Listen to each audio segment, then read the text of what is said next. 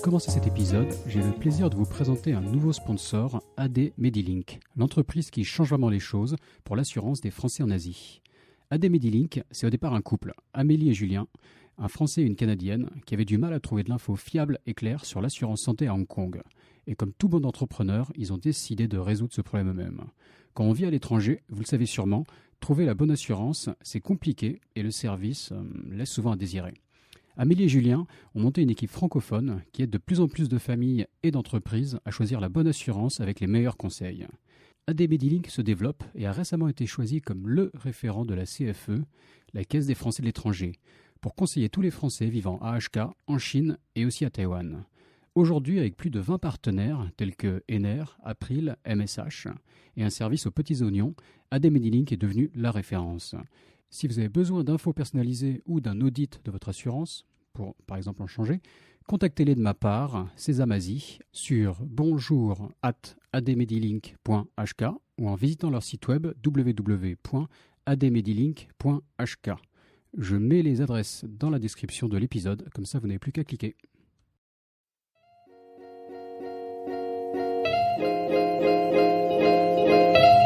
Bonjour, je suis Raphaël Séguier et je vous présente le podcast Sésame Asie. La région APAC compte plus de 4 milliards d'habitants et représente près de la moitié de la croissance économique mondiale. De nombreux Français sont donc venus s'installer ici, dans la région la plus dynamique au monde. Cependant, réussir en Asie n'est pas toujours facile. C'est pourquoi j'ai décidé de voyager de Hong Kong à Singapour, en passant par Tokyo et Shanghai, pour rencontrer ces Français qui ont réussi en Asie, percer leurs secrets et les partager avec vous. Si le podcast Sésame Asie vous plaît, n'oubliez pas de laisser 5 étoiles et un commentaire sur Apple Podcast, cela m'aide beaucoup. Je vous souhaite une bonne écoute. Bonjour Frédéric. Bonjour Raphaël. Merci Frédéric Nouel de nous recevoir depuis Tokyo. Donc très heureux de faire un nouvel épisode sur le Japon, le troisième déjà. Tu es cofondateur de la société Third Kind, qui est un éditeur de jeux mobiles. Tu es aussi coprésident de la French Tech Tokyo. Tu es depuis le tout début avec la French Tech au Japon et tu vas nous raconter comment la French Tech qu'est-ce que fait la French Tech au Japon et comment vous aidez notamment les entrepreneurs français à se développer là-bas. On va aussi parler d'éducation, c'est un sujet qui t'est cher. Mais donc voilà, une grosse expérience au Japon, 11 années passées dans le pays. Donc on va avoir un témoignage intéressant d'entrepreneurs au Japon et on va parler de nombreux sujets. Mais pour commencer, je vais te demander de te présenter brièvement, s'il te plaît. Oui, donc merci de me donner l'opportunité de parler un peu du Japon et de mon Frédéric Nouel, donc entrepreneur depuis maintenant 10 ans au Japon. Moi, j'habite au Japon depuis 11 ans, donc j'ai monté ma société Third Kind, donc, comme tu l'as dit, éditeur de jeux mobiles, un an juste après être arrivé ici. Et donc, Third Kind, c'est une société que j'ai montée, que j'ai créée avec un Japonais que j'ai rencontré durant la première année où j'étais au Japon, où j'ai fait quelques jobs en freelance.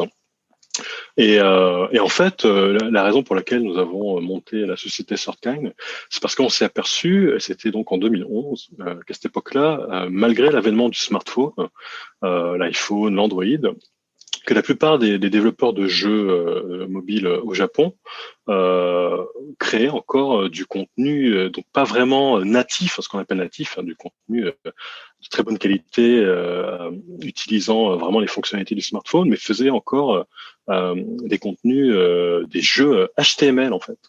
D'accord. Des jeux HTML parce que ce sont des cross, qui marche à la fois sur Android. Ouais.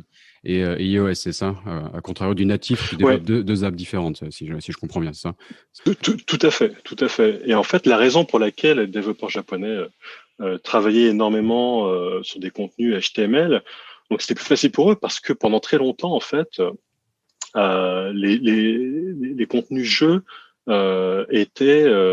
fonctionnaient sur des téléphones, ce qu'on appelle les téléphones. Alors en France, je crois que c'est téléphone à clapet, téléphone clamshell.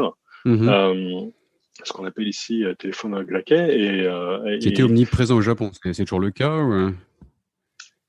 Non, c'est bien évidemment beaucoup moins le cas, même s'ils ont fait, ces téléphones-là ont fait énormément de résistance, justement après l'arrivée de l'iPhone et de l'Android. Mais pendant des années, effectivement, c'était des téléphones très très populaire ici et qui était même très envié par certaines populations en Europe. Et les Japonais jouaient énormément sur ces téléphones-là avec du contenu donc HTML, hein, pas très fluide, mais qui fonctionnait. Et la plupart des grandes sociétés de jeux vidéo à l'époque faisaient énormément de revenus sur ces jeux-là. Et donc, c'était beaucoup plus facile pour ces développeurs de continuer à travailler sur ces technos-là malgré l'arrivée de nouveaux devices. Donc nous, on s'est aperçu de ça, on s'est dit, bah, Un effet Minitel quelque part, c'est ça pour. On peut faire le ouais, parallèle. ouais. La France était peut-être un peu en avance, mais finalement, tu prends du retard parce que tu es en avance et que tu rates le train d'après, quoi. Exactement, et c'est exactement ce qui s'est passé. Les opérateurs japonais ont vu les smartphones en se disant bon, ok, ce sont des produits. Je schématise, hein, je grossis un peu les traits, mais ce sont des téléphones américains ou étrangers, donc bon, ça marchera jamais au Japon, et pour le coup, très peu de choses fonctionnent, très peu de choses qui viennent de l'étranger fonctionnent au Japon. Donc les Japonais sont restés sur leur techno. Euh, et en fait, là, pour le coup, c'est là où il y a une petite erreur, c'est que non, le smartphone a bien pris ici au Japon. Et donc, nous, on a vu ça. On s'est dit, bon, bah, tant qu'à faire, on va, plutôt que de développer des jeux natifs nous-mêmes, ce qu'on va faire, c'est ça existe déjà en Europe, hein, ça fonctionne très très bien. Donc, on va importer ces jeux-là. Ça nous évite de mettre des coûts en développement. On va importer ces titres et on va les proposer pour le marché japonais en faisant la localisation, la culturisation, c'est un petit peu un barbarisme, mais donc faire en sorte que le contenu, le jeu européen au jeu américain soit beaucoup plus attrayant pour l'utilisateur japonais. Donc voilà, D'accord. donc c'est comme ça Donc, qu'on a ouais. démarré Surfkind. Ouais. Donc de la localisation, ça c'est un sujet intéressant, on va Ouais. revenir plus en détail. Mais enfin, excuse-moi, vas-y, tu voulais continuer. Non, mais c'est juste pour terminer dessus, c'est ce qui nous a permis d'ailleurs d'avoir nos premiers succès de nos 3 premières années où on était vraiment un peu au top, hein, si je puis dire, où on a eu D'accord. pas mal de partenariats, notamment avec des opérateurs, clairement.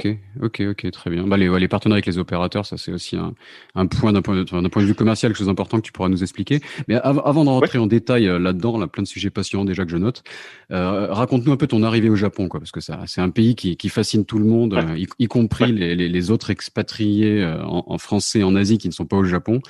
Donc Ouais. raconte-nous un peu comment tu es arrivé au Japon. Est-ce que c'est un pays qui te fascinait aussi avant d'y aller, enfin, et ton arrivée Ouais. sur place, quoi. Est-ce que tu as pris Ouais, des ouais, ouais. claques en arrivant? Ouais, avec plaisir. Alors, moi, je suis venu. La première fois que je suis venu au Japon, c'était en 2007. Donc, je travaillais. Donc, moi, je viens du milieu du jeu vidéo. Hein, donc, depuis que j'ai 12 ans, je programme. Et j'ai fait toute ma carrière dans le jeu vidéo, travailler pour des studios de développement indépendants. Et donc, en 2007, je venais de terminer un projet sur une console de jeu Nintendo.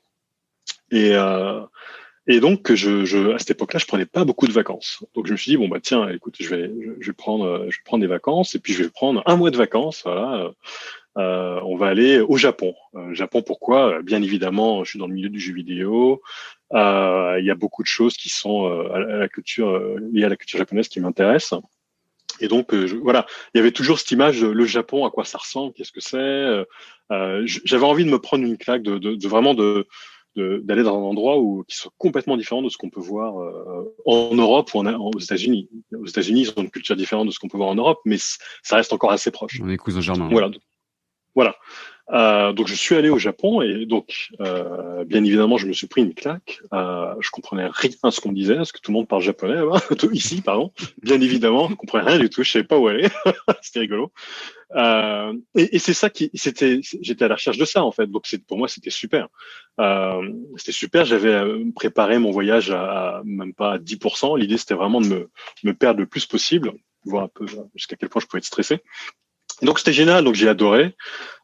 J'ai rencontré énormément de monde là-bas pendant le mois et j'ai commencé à apprendre un petit peu le japonais, un petit peu, je baragouinais, hein, pas grand-chose, mais voilà. Donc je suis revenu de ce voyage-là en étant très agréablement surpris et très très motivé pour faire un séjour par la suite. Ce que j'ai fait en 2009. Et puis en fait, donc en 2009, je me suis posé la question suivante. Donc à ce moment-là, j'avais 30 ans. j'avais 30 ans, je me suis dit, bon, bah, qu'est-ce que je fais là? Je pense que je suis suffisamment aguerri pour monter une structure, un studio de jeux vidéo sur Paris. Donc, c'est ce que je voulais faire, c'était l'objectif. Et puis il y avait aussi quelque part après ces deux voyages au Japon, il y avait ce côté voilà la vie alors la vie d'expatrié oui la vie d'expatrié, c'est-à-dire vivre dans un pays que tu voilà où tu n'es pas né, avoir cette expérience à l'étranger, c'est quelque chose que j'avais envie de vivre aussi. Donc j'ai pris la décision, je me suis dit bon bah j'ai 30 ans, peut-être que j'aurai l'occasion de monter une boîte plus tard, mais l'expatriation, c'est quelque chose qui, voilà, ça s'arrive pas. Il faut le bon timing. Donc le timing était parfait. Donc je me suis décidé j'ai décidé d'aller au Japon. Donc c'était fin 2009. Fin 2009. D'accord. Je reviens juste sur ta découverte. Est-ce qu'il y a un épisode qui te vient à l'esprit, je sais pas, un peu le côté Lost in Translation, incompréhension, je sais pas, comment dans le restaurant quand tout est écrit en japonais, quoi. Quelle était la pire ou la meilleure aventure qui te soit arrivée au tout début, quoi. Ah oui, bah pire non, mais c'est mon côté un peu positif où tu vois je fais des choix et puis après donc je paye un peu le prix du truc. Mais oui, le restaurant c'est classique. Hein. Tu arrives dans le restaurant, donc le menu anglais, enfin en 2007 tu pouvais toujours chercher. Enfin surtout que moi quand je rentre dans les restaurants c'est pareil. En fait, alors, je vais peut-être parler de ça avant. Ce qui est intéressant c'est que quand tu vas au Japon, en fait les restaurants sont pas tous au premier étage. En fait, t'as des restaurants un peu partout, au deuxième, troisième, sixième étage. Et moi, j'ai habité très longtemps à Paris. Et en fait, tu regardes jamais dans les étages. Tu regardes au rez-de-chaussée. Enfin, au rez-de-chaussée. Enfin, tu vois assez facilement. Alors que là, tu te balades dans la rue. Les restaurants, ils peuvent se trouver quatrième étage. Donc, moi, combien de fois ça m'est arrivé? Rentrer dans un immeuble, prendre l'ascenseur, tu vois, il y a un restaurant qui, bon, bah, on va rentrer dans ce truc-là, je sais pas ce que c'est, mais c'est pas grave. Donc, tu rentres. Donc, bien évidemment, c'est le truc perdu où t'as aucun touriste. Et c'est cool parce que c'est vraiment ce que je recherchais. Et bien évidemment, aucun touriste. Donc, les menus sont pas en anglais, mais donc tous en japonais. Donc, tu comprends rien. Je comprenais rien à l'époque. Et donc, tu choisis au hasard, hein. Tu n'as pas le choix. Ça me rappelle mes premiers repas en Chine, ouais. Oui, t'as pas tu le vois choix. Les plats qui arrivent et tu sais pas, tu vois un poisson entier. Je sais pas. C'est exactement ça. Tu dis bon bah je prie pour que ça soit. Mais bon, ça va être nickel, ça va être bon. Et puis tu tombes. Alors en général tout est bon. Alors tout est bon au Japon. Hein, donc c'est ça qui est cool aussi. Tout est super bon. Faut vraiment être malchanceux pour tomber sur l'endroit qui est pas génial, mais tout est bon. Bon et pas très cher en plus. Le Japon peut être super cher, mais avec un budget de 5 euros, on peut trouver plein d'options super sympas, quoi. Ouais, facile. Et c'est ça qui est génial. Tu te retrouves à Tokyo, tu dépenses 5, 6 euros, allez, ou plus cher 10 000, enfin pas 10 000, c'est 10 000, pas 10 millions, pardon, c'est millions, donc c'est 10 euros à peu près. Et en fait, tu manges très très bien, facile. Et donc donc tu te retrouves parfois avec du poisson, poisson qui est complètement cru. Hein. Donc moi j'aime bien le poisson cru, mais là pour le coup il était vraiment cru. Moi c'est le poulet cru aussi.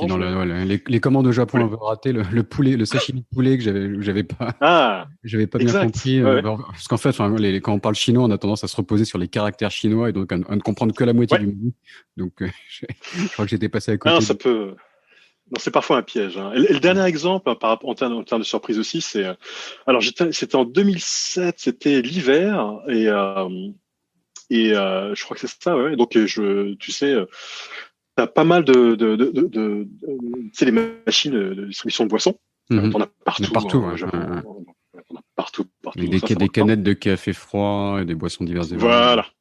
Voilà. Donc, moi, ou de café, même les cafés chauds, en fait, les canettes sont même chaudes. Ouais, mais oui. Oui, tout à fait. Mais t'as les deux. Et ce qui est intéressant, c'est que même les caractères les plus simples, bien évidemment, je ne connaissais pas à ce moment-là, donc il faisait froid, donc j'ai envie de me réchauffer un petit peu. Il y a un code couleur, donc je sais maintenant, mais je savais pas à l'époque. Donc je prends une boisson en disant, bah, tiens, on va tester un petit truc. C'était du café. Je ne bois pas de café. C'est du café froid. Donc, tant pis. Hein, donc je l'ai bu, mais ça fait partie des quand tu vas dans ces pays un petit peu exotiques, si je puis dire, et les surprises. Après, j'ai un autre exemple qui est un peu plus lié, mais ça, je leur dirai peut-être un peu plus tard. Mon arrivée au Japon, il faut chercher du boulot. Hein. Je recherchais du boulot. Je voulais pas monter ma boîte tout de suite. Hein.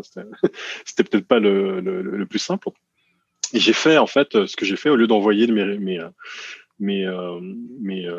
CV, on dit CV, oui, mes CV aux entreprises japonaises, parce que les CV, c'est pareil. Si tu les envoies en anglais, t'as zéro chance.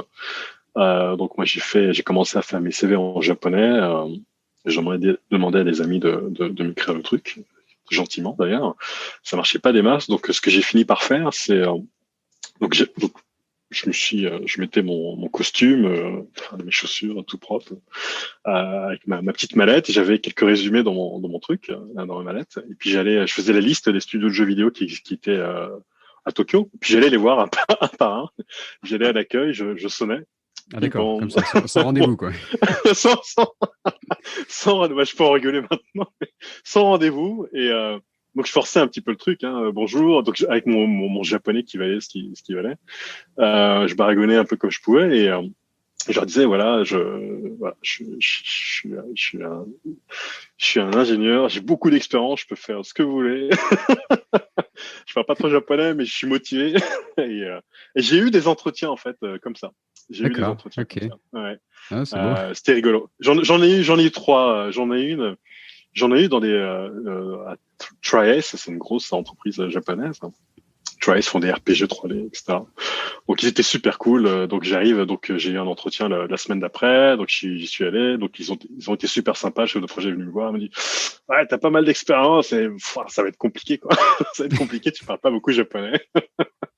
Donc enfin voilà. Quand même Donc ça assez c'est rigolo. cash sur le feedback quoi. Moi t'avais un feedback quoi, ce qui est pas toujours le Ouais, cas. mais ouais, mais là il y avait pas de choix en fait, si tu veux, dans le sens où je parlais moyennement japonais, donc ils pouvaient se C'était dire vraiment un c'était point évident bloquant que quoi. Là, c'était beaucoup trop bloquant, donc et non mais c'est intéressant ce que tu veux dire, c'est qu'effectivement les japonais sont pas cash, hein, ils vont tout faire pour ils vont faire des tours sur eux-mêmes avant de te dire non, et en fait ils vont pas te dire non parce que c'est juste pas possible pour eux.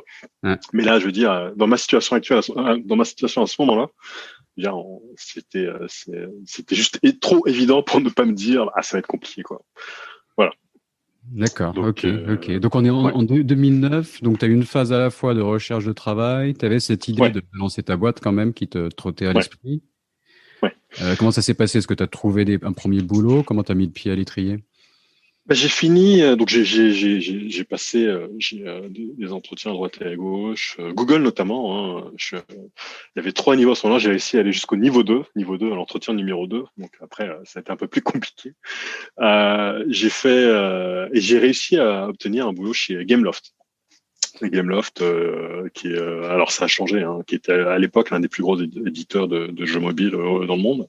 Donc Et ils ont entreprise française, c'est bien ça? entreprise française, les frères Guillemot, voilà. Je crois d'ailleurs c'est même sûr, Gameloft a été racheté par, il y a une prise dans le capital de Vivendi, sauf erreur de ma part. J'espère que je dis pas de bêtises. Je crois que Ouais, c'est le cas. il me semble bien. Ouais. Ouais. Et donc j'ai bossé pour Gameloft, entreprise française avec des managers français. Là c'était cool quand même. Là c'était cool. Pourquoi c'était cool? Parce que tu arrives dans l'entretien. Là tu parles français, hein. Donc c'était beaucoup plus facile pour moi.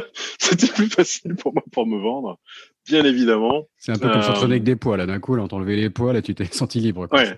Là c'était facile. Là je pouvais me vendre sans problème. C'était trop facile. Je parlais un peu japonais, je parlais mieux que japonais qu'eux en fait à l'époque. Donc j'avais pris quelques cours bien sûr, hein, j'ai pris quelques cours de japonais, donc c'était toujours pas encore ça, mais je pouvais quand même m'exprimer un minimum sur tout ce qui est je pouvais aller acheter ma baguette ma baguette au Japon en japonais. Donc ça pour les managers qui parlaient absolument pas japonais, qui venaient de France en fait.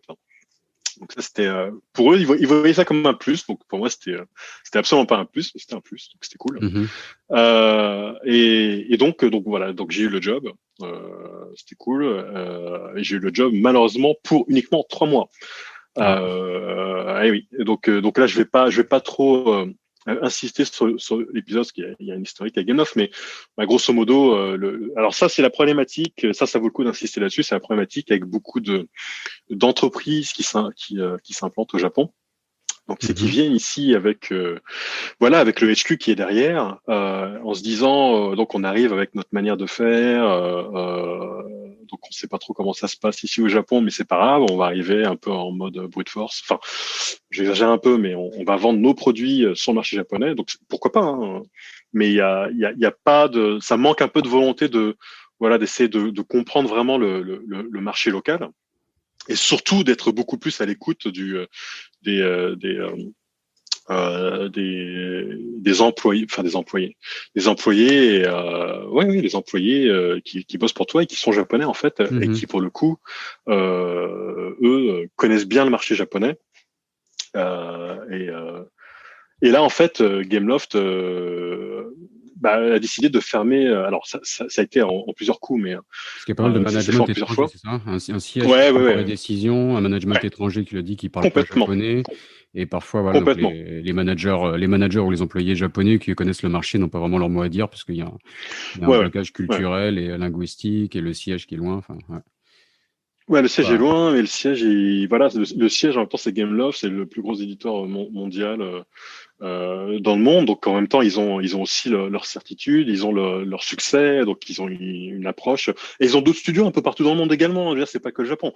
Donc hum, ils ont une manière de faire qui est pour le coup a été prouvée, et il fonctionne. Sauf que le marché japonais est un marché très unique en fait.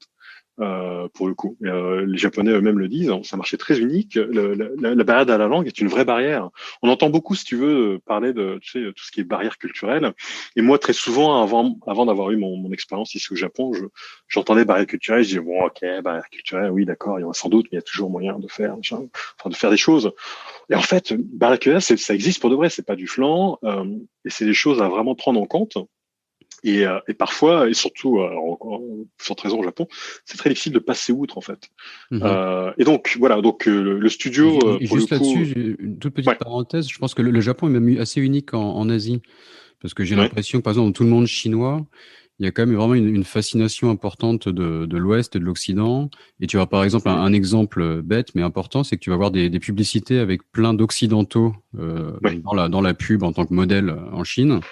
Alors ouais. qu'au Japon, j'ai remarqué que tout est en japonais. Il y a moins ce côté fascination enfin, peut-être qu'elle existe, mais en tout cas dans la pub qui est quand même un marqueur culturel important. J'ai remarqué que c'était que des japonais dans les pubs. Tu voyais pas ce côté de mettre des occidentaux, quoi. Ouais, il y en a très très peu. Tu dois bien avoir quelques étrangers. C'est vraiment c'est sur les doigts d'une main, hein, notamment. Alors je sais plus, Mais je me rappelle plus ça de son montre un nom. peu, il y a un aspect culturel et la vision de ces pays, enfin comment le Japon ou la Chine voit l'étranger et entre guillemets et l'accepte quelque part. Je pense qu'il y a une différence assez marquée là-dessus. Je pense il y a une fascination. Alors je sais pas si fascination est le bon terme. Il y a une petite fascination quand même pour ce qui se passe, notamment aux États-Unis. Hein. Je veux dire, moi, en tant que Français ici, je passe pour un Américain. Hein. Donc, tout de suite, quand tu es étranger, je grossis le trait, pas trop, mais en général, quand tu es étranger, on pense que tu es Américain, en fait, Mhm. assez facilement.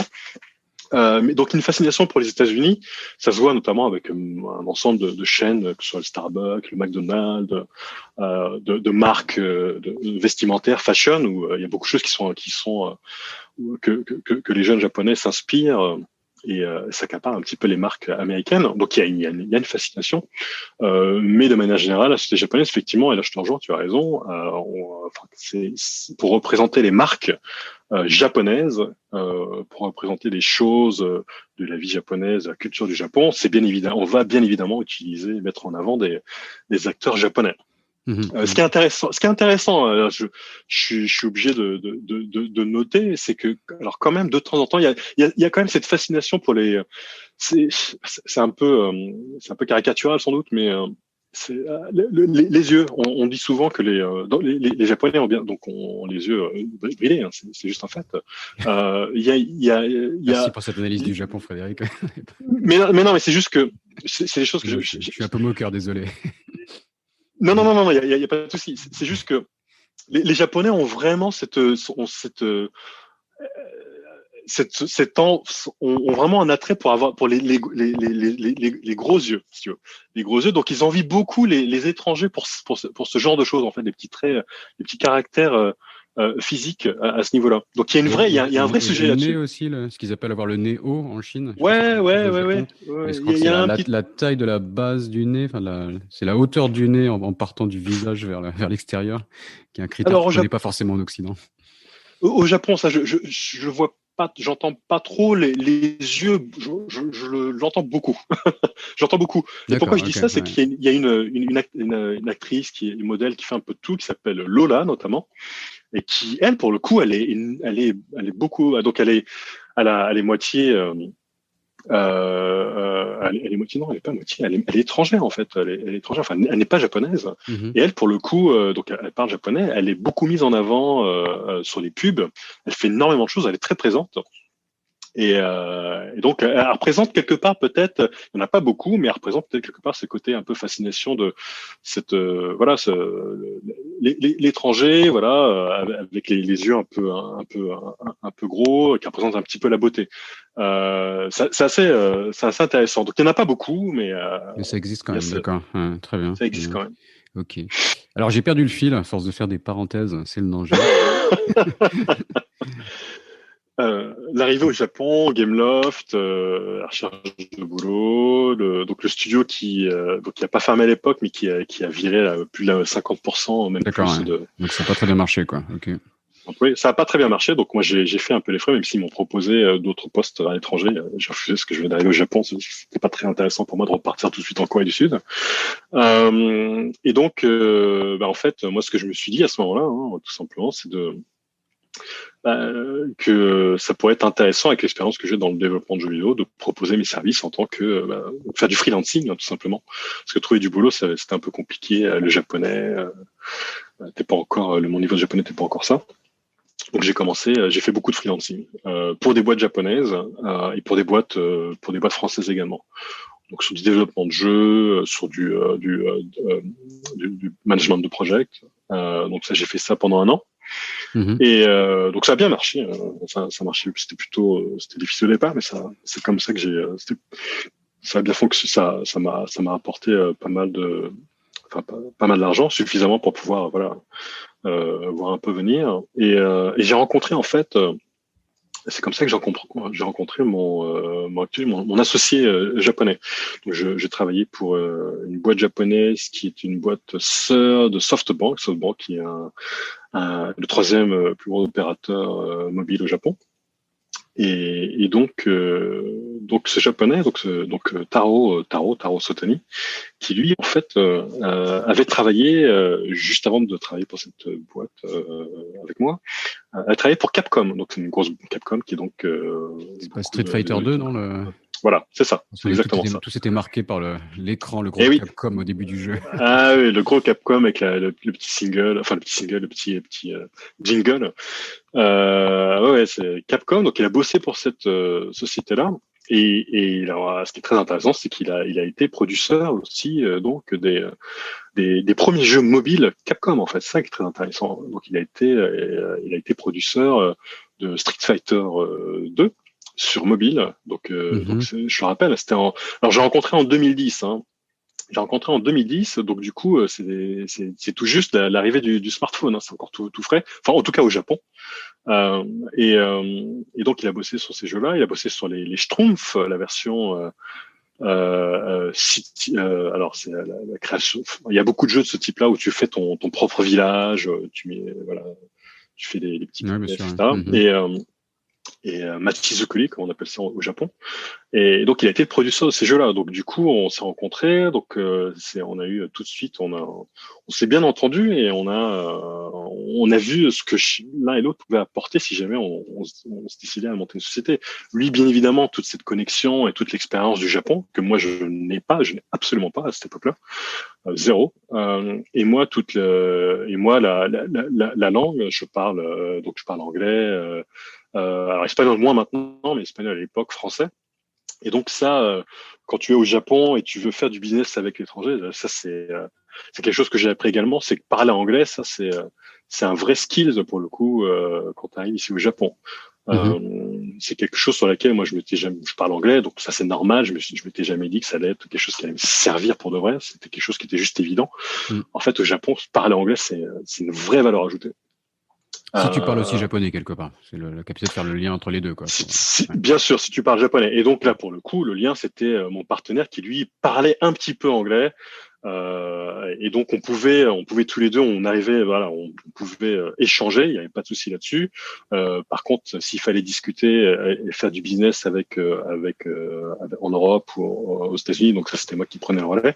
Par contre, toute la partie japonaise, c'était lui, en fait. Donc, il y avait Mm. une vraie complémentarité sur le sujet. Ça Donc, s'est fait naturellement ou tu avais cette idée, tu t'es dit que voilà, pour réussir au Japon, il fallait un partenaire japonais, tu avais presque une démarche un peu volontaire dans ce oui, sens-là. j'ai bien évidemment, donc j'ai sauté un peu d'étapes, mais oui, moi j'avais toujours quand même quelque part, même si je venais d'arriver au Japon, j'avais quelque part toujours cette envie de monter ma structure, de monter une société, de monter ma start-up. C'était une vraie volonté. Et moi, effectivement, quand j'avais en travaillant pour les studios indépendants en France, alors, on a toujours eu des contacts avec des sociétés japonaises qui nous disaient oui, on est très intéressé par votre jeu et des discussions qui durent 6 mois, un an, et tout le monde est toujours intéressé, et en fait, rien ne se passe. Et on se demande pourquoi. Ça, c'est classique. Hein. Donc, j'en ai plein autour de moi qui ont le même exemple. Tu vas les voir. Tu vois, c'est l'exemple que j'ai, l'expérience que j'ai quand j'étais ingénieur encore en France, et j'avais mon boss qui faisait des voyages d'affaires au Japon, qui allait voir des Namco, Bandai, etc., etc. Ils revenaient, ils disaient bon bah c'est cool, on a peut-être un éditeur japonais, ils sont super intéressés, ils aiment bien le concept, etc. Et en fait, au bout de 6 mois, un an, tu comprends qu'ils sont juste trop polis, ils vont pas te dire non, et que bah, rien ne va se passer en fait, tout simplement. Mhm. Pour plusieurs raisons, pas juste, c'est pas forcément que le jeu est pas bon. C'est juste que ça pose des problématiques en termes d'échange. L'anglais. Donc faire des emails, c'est facile en fait. C'est ça qui est très intéressant. Très souvent, tu vas faire des emails avec japonais. Et en fait, ils vont te dire, tu vas pouvoir échanger. Tu vas, c'est cool, ils parlent anglais. Et en fait, quand tu leur dis, bah tiens, on va se voir, on va faire un meeting, tu t'aperçois que la dernière phrase, il va dire, ok, on peut faire le meeting, mais je ne parle pas bien anglais. Ok, d'accord, pourquoi pas. Et en fait, durant le meeting, tu t'aperçois que, bah, effectivement, ils parlent pas anglais du tout. En fait. Donc alors, c'est encore une autre Surprise. parenthèse. Mais ça m'est arrivé quand je suis arrivé au Japon. Quand je recherchais encore du boulot, j'avais contacté, c'est un ami qui m'avait présenté un japonais. Donc, on a fait plusieurs échanges d'emails en anglais, très cool. J'ai dit bon bah c'est bien, c'est cool, ça va bien se passer. Et puis la dernière phrase, c'est OK, par contre, je parle pas anglais. Donc là, je m'arrête 2 secondes, je dis OK, pourquoi pas, on va faire 10 échanges en anglais, mais pourquoi pas. Donc tu vas tu Tu vas au crois qu'à meeting. moitié, quoi. Tu pensais qu'il. Ouais, je lui dis, mais il dit ça. En fait, il est peut-être, son anglais est peut-être pas super parfait, mais c'est pas grave, quoi. Je veux dire, on y arrivera. Et en fait, t'arrives et il y a personne qui parle. Il y a vraiment personne qui parle anglais, mais zéro, quoi, en fait. Zéro, zéro, zéro. Et j'exagère pas. Et moi, je commence à essayer de parler en anglais. En fait, ils se regardent entre eux. Ils disent, bah oui, mais on comprend pas. En fait, genre, putain, ouais, c'est pas possible.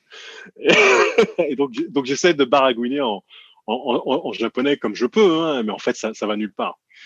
On sent Donc les voilà. sueurs Donc ça, froides, là, t'as vu. Des moments difficiles qui ouais, mais arrivent. c'est très stressant, c'est compliqué. Et c'est là, en fait, si tu veux, que là j'ai compris en fait, j'ai compris. Voilà. J'ai compris pourquoi tu fais tu fais des échanges en japonais, etc. Mais en fait c'est très difficile pour les japonais de faire des suivis constamment en anglais parce que c'est très difficile pour eux de se dire ok on va signer un truc parce que les échanges peuvent bien se passer par email, c'est cool, mais quand tu vas vraiment faire une signature de contrat, quand tu vas vraiment rentrer dans le vif du sujet, dans l'opérationnel, c'est là où les problématiques arrivent, les problèmes arrivent, et même quand tu parles la même langue en fait.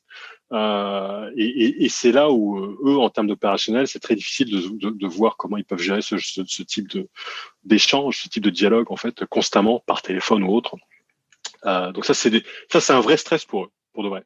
Mhm. Donc moi finalement, donc j'arrive au Japon, donc moi je vois tous ces trucs-là, ce que je passe quelque part. J'ai ces expériences, que ce soit des entretiens ou même des discussions très casual, très simples, très cool pour la possibilité de travailler avec des entreprises japonaises. Je vois la problématique, je la comprends, et en fait, petit à petit, je me dis bon, il y a peut-être la possibilité de servir un petit peu de bridge, de pont entre les éditeurs, développeurs français et les éditeurs japonais. Donc ça, moi, je le voyais. Par contre, j'ai tout de suite, enfin, c'était évident, je parle pas japonais. L'anglais te sert si tu parles japonais, donc bien évidemment. Mais si Mhm. tu parles pas japonais, tu parles juste anglais, ça sert à rien. Donc il me manquait cette brique japonaise avec les connexions. Et donc ça, c'est ce que mon partenaire, donc Taro, c'est ce que lui pouvait m'apporter. Donc on en a pas mal discuté. Il a bien vu effectivement la valeur ajoutée que je pouvais apporter Mhm. de l'autre côté, qu'il n'avait pas. Et après, par la Euh, pratique, donc tu as découvert comment ce partenaire japonais pouvait te permettre peut-être de débloquer donc des situations business, d'avancer dans des partenariats ou vraiment de signer des deals avec des boîtes japonaises, j'imagine. Et Ouais. comment qu'est-ce que t'en as, est-ce que t'as aussi beaucoup appris, j'imagine, parce qu'il t'aide à le faire, mais qu'il faut quand même Oui. être présent et apprendre à ses côtés. Donc, est-ce que tu as Ouais. d'autres apprentissages, tu vois, d'autres choses que tu peux Ouais. partager avec nous sur ce sujet? Ouais, bah, les meetings japonais sont en aucun cas des meetings comme on peut les faire en France ou aux États-Unis. Ça a rien à voir. Donc pour moi, ça me paraît normal maintenant, mais donc tu arrives, tu as toute la disposition même, en fait, là où tu vas t'asseoir est très importante. Hein. Et ça m'a fait un peu, j'ai beaucoup stressé sur mon premier meeting que j'ai fait avec lui, hein, avec Il faut attendre qu'on les te dise grosses. où t'asseoir, c'est le plus simple, c'est guidé, justement. Donc ils vont te le dire, mais là pour le coup c'est mon partenaire qui va me dire bon toi tu t'assois là, et moi je m'assois Discute ici. pas. Lui, là, il est direct avec toi, lui. Ah oui non mais bah oui, oui il est direct et puis il a vécu aussi c'est important aussi hein, donc c'est un japonais mais qui a vécu un petit peu aussi à l'étranger. Donc ça Mhm. il y a une distinction entre un japonais qui va parler un peu anglais mais qui en général les japonais qui parlent anglais ont vécu un peu à l'étranger mais donc t'as le japonais qui a l'expérience qui a vécu à l'étranger, donc voilà, il sait ce que c'est. Donc c'est un peu péjoratif, mais qui a un point un peu plus d'ouverture, si tu veux, un peu plus qui a un peu plus de compréhension vis-à-vis d'un Français, hein, par exemple, un peu plus de flexibilité, si tu veux. Donc lui, il a ce truc-là, donc il va être un peu plus direct, hein, un poil plus. Hein, il est quand même, il a beaucoup de réserve, mais il est un peu plus direct. Donc, et puis il sait que il savait à l'époque bien sûr que voilà, je ne savais pas comment ça se passe. Donc il était obligé de me guider. Je pouvais pas me laisser comme ça dans la nature. Mhm. Donc voilà, l'endroit où on s'assoit, très important. Avant de s'asseoir, bien, enfin on s'assoit dans un premier temps et puis après t'as les personnes de l'entreprise qu'on visite qui viennent. Donc on se lève, on échange les cartes et on commence par le CEO. Hein. Le CEO échange les cartes et puis ensuite les seconds couteaux qui échangent les cartes, très important. Mhm. Ensuite on s'assoit. En échangeant les cartes à deux mains, Euh, j'imagine. Ouais. à demain, voilà. À demain. Et même si En regardant un peu longuement la carte pour s'intéresser à ce qui est marqué dessus. c'est bien, mais tu connais bien, hein, c'est exactement ça. Ouais, Donc voilà, tu, donc ça ressemble un peu à la Chine là-dessus, donc c'est d'accord, facile. d'accord, d'accord. Ok. Je connais très peu. Je suis déjà allé en Chine, mais je connais très peu hein, cette partie-là. Mais effectivement, c'est ça. Tu regardes la carte, tu dis, donc tu répètes Tu le les places nom. sur la table. Je sais même plus. Voilà. Est-ce que t'es pas censé la placer sur la table dans le bon ordre, tu sais, en face Oui, de dans toi? l'ordre où se trouvent les personnes. Mais ça, enfin là, c'est important aussi. Ça te permet de savoir qui quand tu vas t'adresser à telle ou telle personne. Donc ça, Mhm. c'est très pratique aussi. Mais oui, tu regardes le nom, tu répètes le nom, oh d'accord, comment ça se prononce, etc., etc. Donc c'est cool. Donc j'ai eu le droit à quelques serrages de main de temps en temps. C'était cool. Ouais. Euh, et donc voilà, on présente le meeting pour dire pourquoi on est présent. Et puis après et là c'est mon partenaire, c'est mon associé qui à cette époque en tout cas qui lui prend prise de parole et qui voilà, il prend 15 minutes, 20 minutes pour dire voilà pourquoi on est là, qu'est-ce qu'on espère, qu'est-ce qu'on souhaite faire, etc., etc. Et puis après, là commence un échange. Donc il y a pas mal de petites choses comme ça qui sont bon, bah, si tu sais pas, tu sais pas, hein, c'est normal. Et après, ce qui est plus important en fait, hein, c'est ce qui est important et intéressant, c'est dans le follow-up, dans le follow-up. Le follow-up classique est important. Tu vas pas, tu fais un follow-up pour dire voilà ce qui. Mais ça c'est classique aussi. Hein, c'est-à-dire c'est pas forcément juste propre au Japon. Sauf qu'au Japon il faut voilà c'est très très rigide. Hein, il faut le faire. Il faut pas que ça parte dans tous les sens. Donc tu dis merci beaucoup d'être voilà d'avoir accueilli. Voilà ce qu'on a parlé de ci, on a parlé de ça. Donc les points d'action sont à tel endroit. Donc on va revenir vers vous avec telle chose. Et voilà. Et il faut absolument pas forcer la main. Tu ne forces pas la main à aucun moment possible, aucun moment. faut pas forcer la main. Quand on te pose une question, il faut éviter de dire oui ou non. Ça paraît étrange, mais on va te demander est-ce que vous pensez, enfin, c'est très rare que tu aies ces questions, mais est-ce que c'est possible d'avoir ces choses-là? Tu vas pas dire oui, bien sûr c'est possible. Tu vas dire, alors c'est possible, mais il faut voir, ça dépend de telle ou telle situation. Donc ça peut ne pas être possible, mais c'est possible. Donc en fait, tu fais 4 tours sur toi-même pour éviter de te mettre dans une situation où quand tu vas rediscuter avec la même personne, il va te dire, mais la dernière fois qu'on s'est vu, tu nous as dit que c'était possible. Oui, bah tu nous as dit ça, donc c'est possible. Donc il faut que tu le fasses. Donc en fait, la parole si tu dis, je crois qu'il y a un truc là-dessus, c'est que l'engagement oral est très important. Donc si tu dis oui, t'as dit oui. Donc c'est presque comme quand tu signes un contrat. Donc tu t'as dit ok, donc c'est bon quoi. Et tu vas pas revenir sur ta promesse. Donc c'est pour ça que alors tout est un peu lié au Japon. Donc c'est aussi pour ça que personne va vraiment dire oui ni non en fait. Bien évidemment, pour éviter de se retrouver dans des situations où tu peux pas t'en sortir. Le problème à ça, bien évidemment, c'est que comme personne dit oui et non, bah, c'est très difficile d'avancer parfois. Ouais. On appelle ça le guru guru guru guru guru guru. Guru guru, voilà, ça tourne en rond en fait. Avec toutes ces expressions japonaises là qui sont des sortes d'onomatopées, c'est amusant. Oui, les guiongo, on appelle ça des guiongo. Il y en a plein. Hein. Il y en a plein. Donc ça c'est des choses, si tu veux, au moins avec mon franc-parler.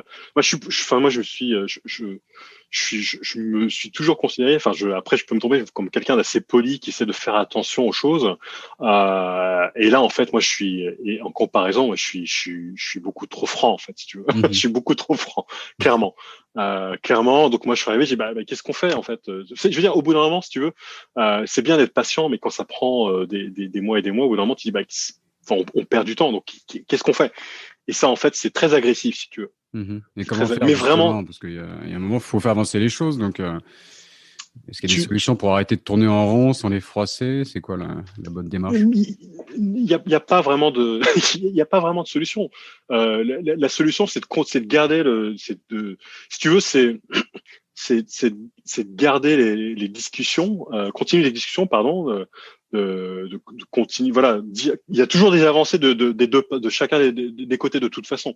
Donc voilà, on a fait ça. Donc qu'est-ce que vous en pensez? Comment on peut aller vers le next step? Et le seul moyen, en fait, si tu veux, pour vraiment avancer, c'est de faire en sorte que quand tu es en discussion pour un potentiel partenariat, c'est de faire en sorte que ce que tu apportes comme valeur ajoutée est indéniable, en fait. C'est-à-dire qu'il n'y a pas de risque derrière. Il n'y a pas de risque. Donc là, c'est facile, en fait, si tu veux. Parce que la personne avec laquelle tu vas discuter, qui n'est pas forcément le CEO, hein, mais plus un directeur, un business manager ou autre, elle va être capable de dire, OK, j'ai pris cette décision-là parce qu'il y a les chiffres qui supportent telle ou telle hypothèse ou tel potentiel revenu. Et donc, il va être capable de justifier. C'est facile à justifier, si tu veux, auprès de son supérieur. Donc ça, c'est très important. Et c'est des choses qu'on retrouve également quand on va discuter d'investissement aussi. Donc je reviendrai peut-être un peu plus tard, mais les levées de fonds que tu as fait avec les chiffres, les achievements sont très importants. Les VC ici, c'est un peu comme des banques, hein, ça ne change pas grand-chose en fait. Si tu montres pas des premiers chiffres qui montrent que tu vas pouvoir scaler à tel ou tel moment ou que tu as déjà des revenus, les VC, ça va être très difficile pour eux de dire on va investir en fait.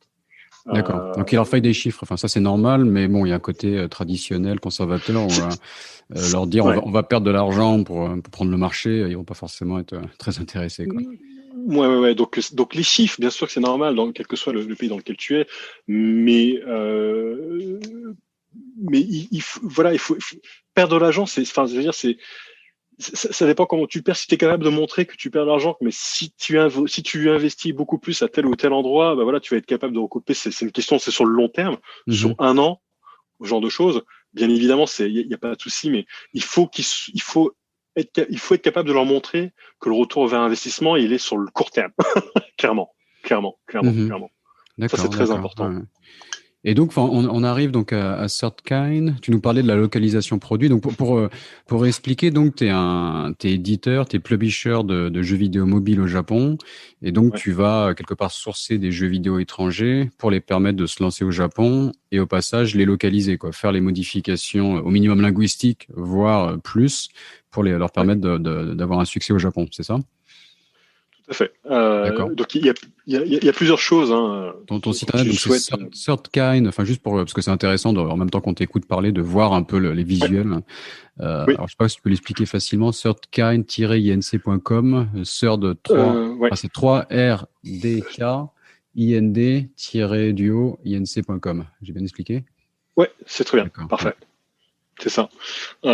Et ça c'est pareil, c'est que alors, je pense que ça a beaucoup changé depuis. Hein. Je pense qu'il y a l'ensemble des acteurs du milieu du jeu vidéo dans le monde entier maintenant ont compris que ouais, quand tu veux distribuer ton produit, alors c'était le cas hein, sur tout ce qui est console. Hein. Sur la console, les produits sont vraiment localisés à 100% nickel. Sur le mobile, c'était pas vraiment encore le cas à ce niveau-là.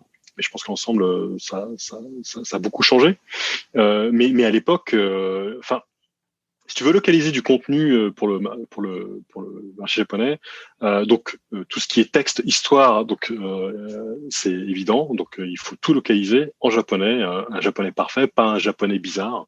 Mhm. J'entends par japonais bizarre où tu vas prendre ton employé ou je sais pas qui parle japonais, donc tu dis bah c'est suffisant, etc. Alors si c'est juste un menu avec trois textes qui se battent en duel, d'accord, ok, pas de souci.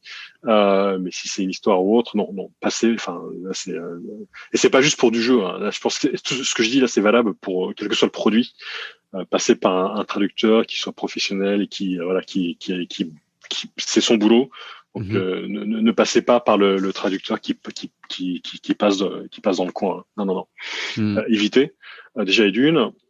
Donc il y a ça. Même les films, enfin, j'en parlais hier avec quelqu'un qui a Ouais, une entreprise de traduction, et c'est vrai que même les films en Asie souvent sont mal traduits si on regarde les sous-titres et qu'on écoute en même temps.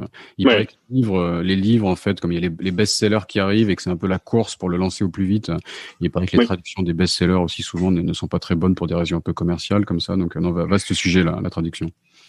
Ouais, ouais, ouais. Non, c'est un vrai problème. Et je pense que donc ça améliore en termes de qualité. Il y a de très bons acteurs sur dans le domaine, bien sûr.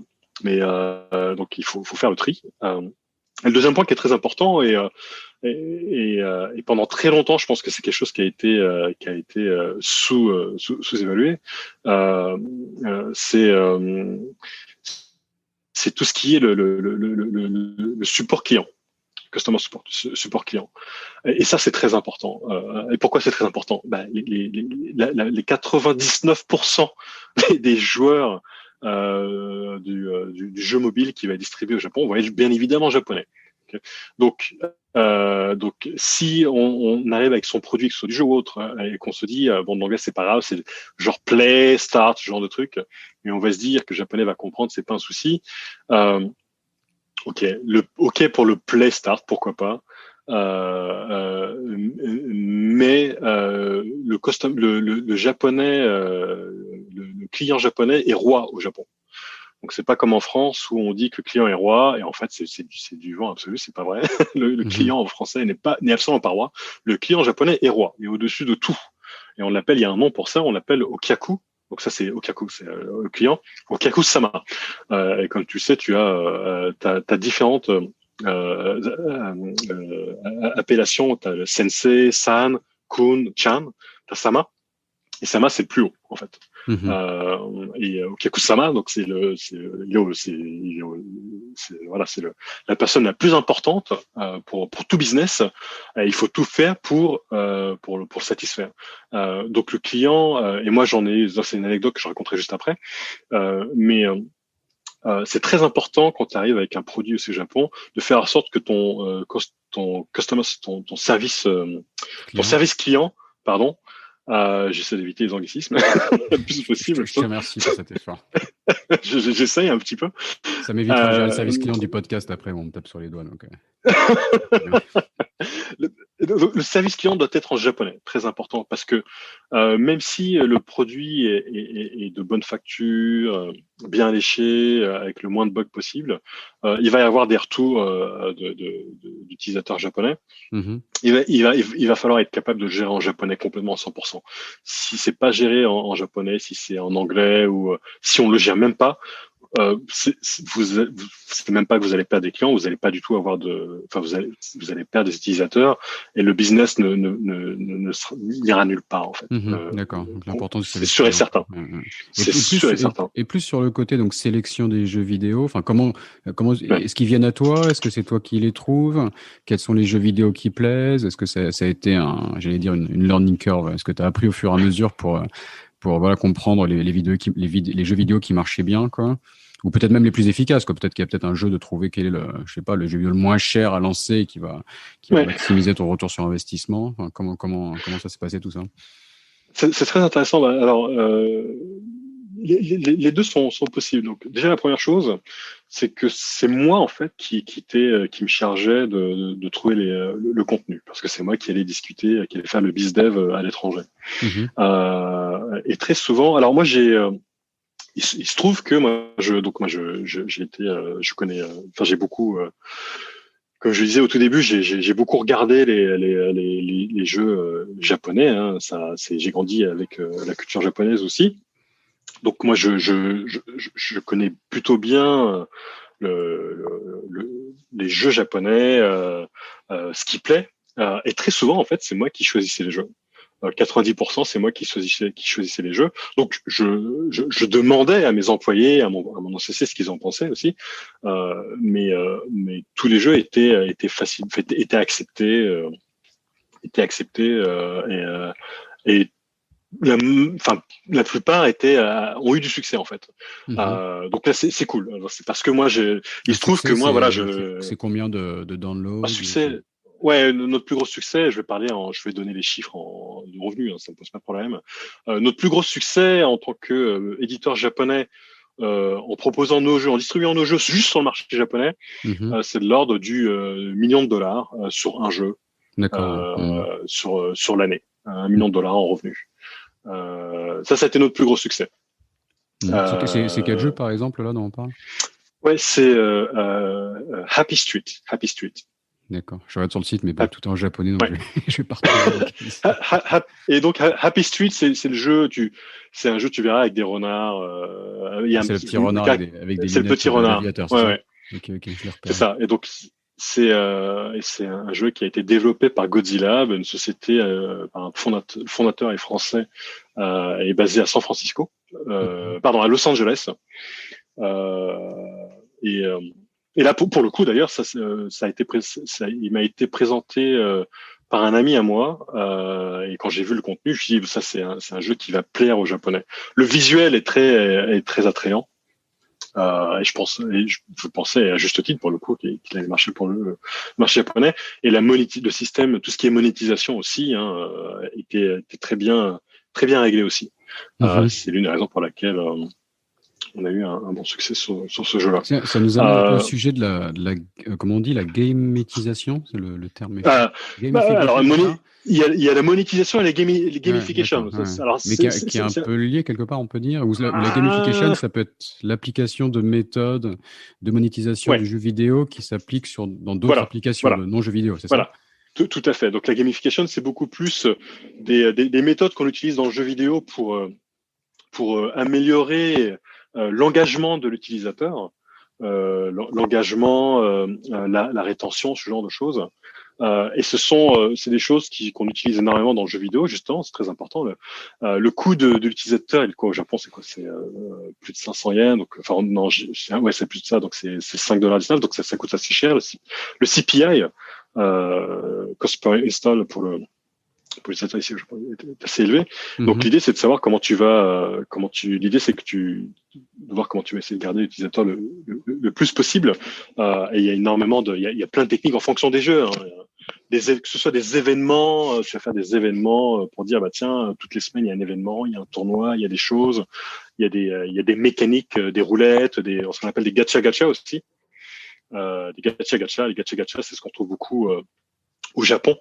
Alors gacha gacha, c'est les petites, c'est un peu comme en France, on avait ça aussi. Je sais pas comment on appelle ça en français. C'est des machines où tu vas avoir tu as des petits des chewing-gum, des boules de gomme. Tu vas mettre une pièce dedans et puis tu vas tourner et puis tu vas avoir une boule de chewing-gum Mhm. d'une couleur. Enfin, c'est un peu Ouais. aléatoire. Donc là, c'est pas des boules de chewing-gum. Là, au Japon, tu as des petites figurines Des petites de récompenses. personnages Ouais. japonais, Ouais. une petite récompense, et donc tu mets une pièce, tu sais pas ce que tu vas avoir, c'est aléatoire, et tu vois la boule tomber, et tu l'ouvres et t'as ton truc. Mhm. Et donc t'as ces systèmes-là qui sont intégrés dans les jeux vidéo. Enfin, t'as plein de Et systèmes de tout ce ça, type-là. donc c'est des méthodes que les auditeurs qui lancent des applications, donc quand Oui, même a priori quand même B2C quoi, qui s'adressent au grand oui, public, peuvent ouais, appliquer des méthodes du jeu vidéo. Donc je sais pas, ça peut aller d'avoir son propre avatar qu'on peut customiser dans l'application, les systèmes de tout à fait. bonus quand on a dès qu'on a il y a différents niveaux d'utilisation de l'application avec des points à Des gagner, badges, tout des à fait. badges, etc. Enfin tous ces systèmes qu'on voit se développer à droite à gauche.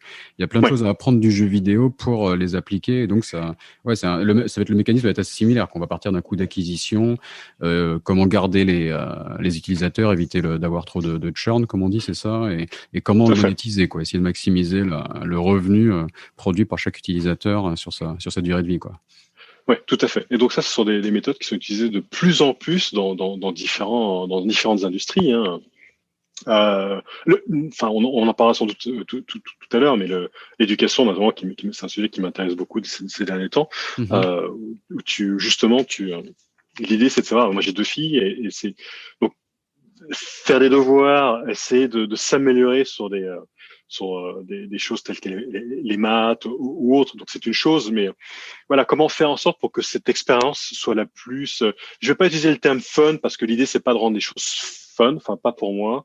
C'est plus faire en sorte que les choses soient beaucoup plus créatives pour que ce soit moins ennuyant en fait, si tu veux, et plus pour que ce soit plus engageant et qu'il y ait ça se fasse de manière beaucoup plus fluide. Donc faire les devoirs, il y a toujours ce côté ah non faire les devoirs si tu veux. Mhm. Alors que si c'est fait de manière beaucoup plus avec un beaucoup plus Ludique, ouais. ludique. Ouais. Voilà, ludique. Mhm. Ça, c'est les choses qui m'intéressent. Donc, alors, on va peut-être pas implémenter des badges, des badges ou des gacha gacha, ce genre de choses, mais Mhm. il y a des principes qui peuvent être assez intéressants, beaucoup plus créatifs, voilà.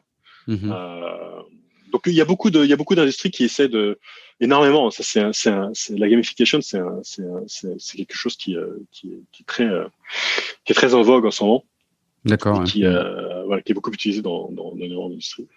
Et donc Certkind, enfin, raconte-nous un peu l'aventure de manière un peu plus macro, parce que c'est une entreprise qui s'est pas mal développée.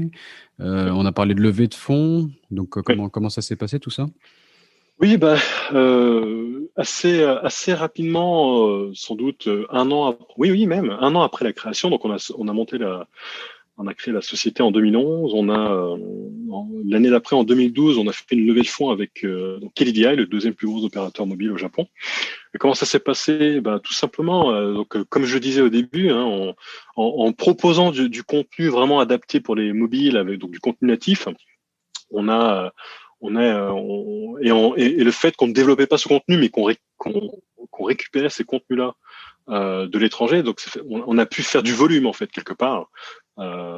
Et tous les mois, on faisait des press releases. On sort 2 jeux par-ci, 3 jeux par-là.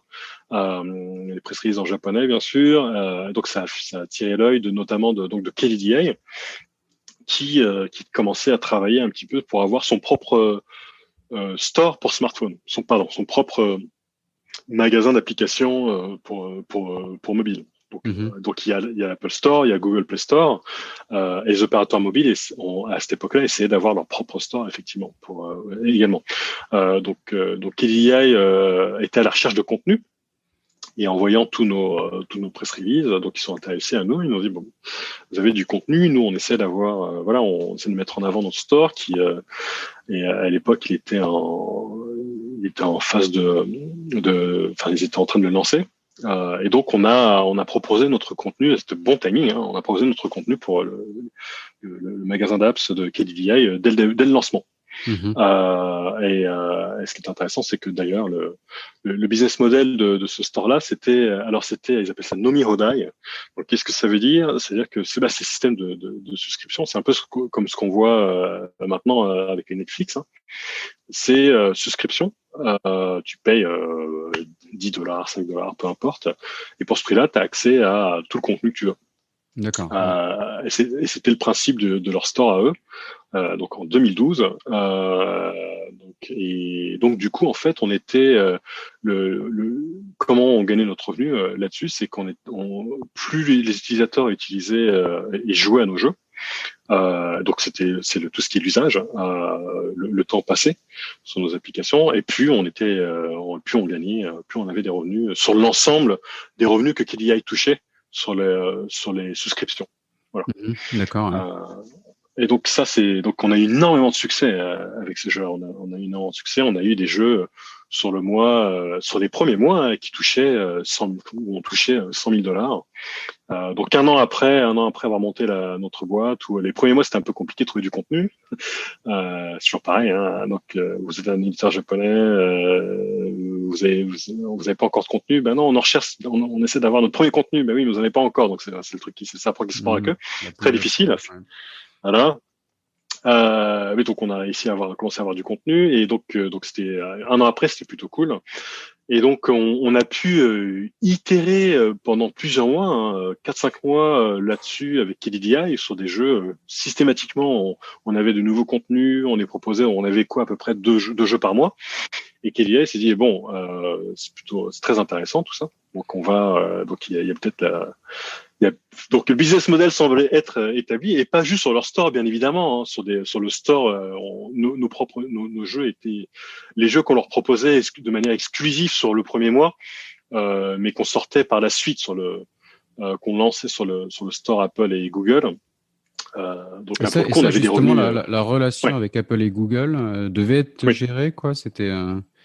C'était pas juste c'était juste mettre les jeux sur les stores, où il y avait une vraie relation à gérer pour s'assurer que les jeux soient un succès. Ouais, on a créé une relation avec l'ensemble de nos partenaires, et donc ça inclut bien évidemment Apple et Google. Donc Apple et Google, alors c'est très intéressant. Enfin, on pourrait en discuter pendant des heures en fait. D'accord. mais en fait c'est pareil, c'est que Apple, donc quand ils sont arrivés avec leur smartphone ici au Japon, ils étaient à la recherche. Ça rejoint exactement ce que je disais au départ. Ils étaient à la recherche de contenu qui mettait à profit et en avant leur téléphone.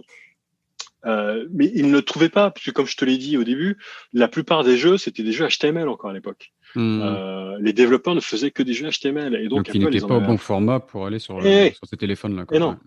Et ils en voulaient pas. Et des développeurs des très gros développeurs comme Gris et DNA, qui étaient des mastodontes à l'époque, hein, c'était les plus gros développeurs de jeux et développeurs et éditeurs de jeux au Japon, les plus gros de loin. Ils avaient un gros succès. Ils avaient du mal à être mis en avant par Apple sur le store, sur leur store. Il y a du mal. Et donc ça c'est Apple qui nous le disait. Hein. Ils nous l'ont dit, donc ça, donc ça c'est un fait. Et donc on a été voir Apple, on a dit voilà, on a un éditeur, notre business c'est ça, du contenu natif, des jeux natifs qui viennent d'Europe et des US pour le marché japonais, on va tout localiser, on va tout bien faire, tout propre, tout beau, etc., etc. Donc quelle est la possibilité pour nous d'être mis en avant?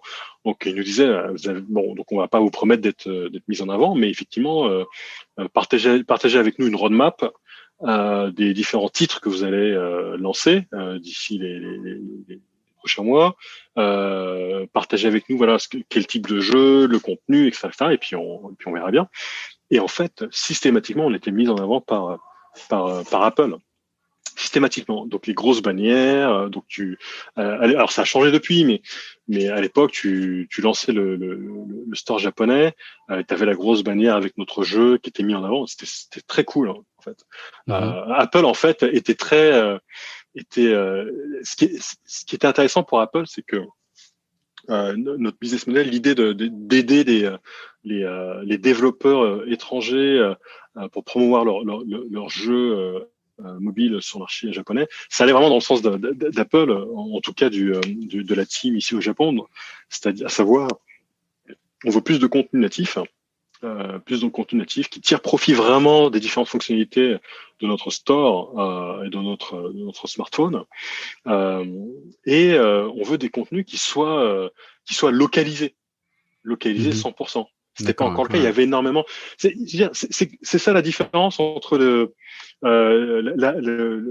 jeu mobile depuis le smartphone et les consoles de jeux, pour la XNLC, pour laquelle j'ai travaillé pendant un moment aussi, c'est que la console, c'est par région, Asie, Europe, États-Unis. Mhm. Et tu peux pas sortir ton jeu. Alors, ça a un peu changé, mais tu ne pouvais pas, à l'époque, tu ne pouvais pas sortir, lancer ton jeu console sans la confirmation alors désolé, alors c'est pas l'approval, comment on dit ça en français. Parce que les consoles Euh, étaient bridées, c'est ça? Il y avait la version japonaise, ouais, américaine, peut-être ouais, ouais, européenne, ouais. Et donc ils il contrôlaient fa... les régions, quoi. Tu vas avoir l'aval de Nintendo, par exemple, pour lancer ton jeu sur telle région, sur telle console. voilà, c'est le mot cherché, l'aval. Il fallait absolument avoir l'aval de Nintendo, de Sega et de Sony. Tu pouvais pas passer outre en fait. Mhm. Là, pour le coup, avec le mobile, c'est pas le cas. L'édition, enfin tout est ouvert. N'importe qui peut faire son jeu, n'importe qui pouvait faire son jeu et peut toujours faire son jeu et sortir sans traduction, sans rien du tout en fait. Et c'est ce qui a participé d'ailleurs à avoir voilà des stores avec non, enfin tout et n'importe quoi aussi, hein, hélas. Mais c'est là où nous on apportait quelque chose, une vraie valeur ajoutée, Mhm. avec du contenu bien traduit, bien propre, dans ce que souhaitait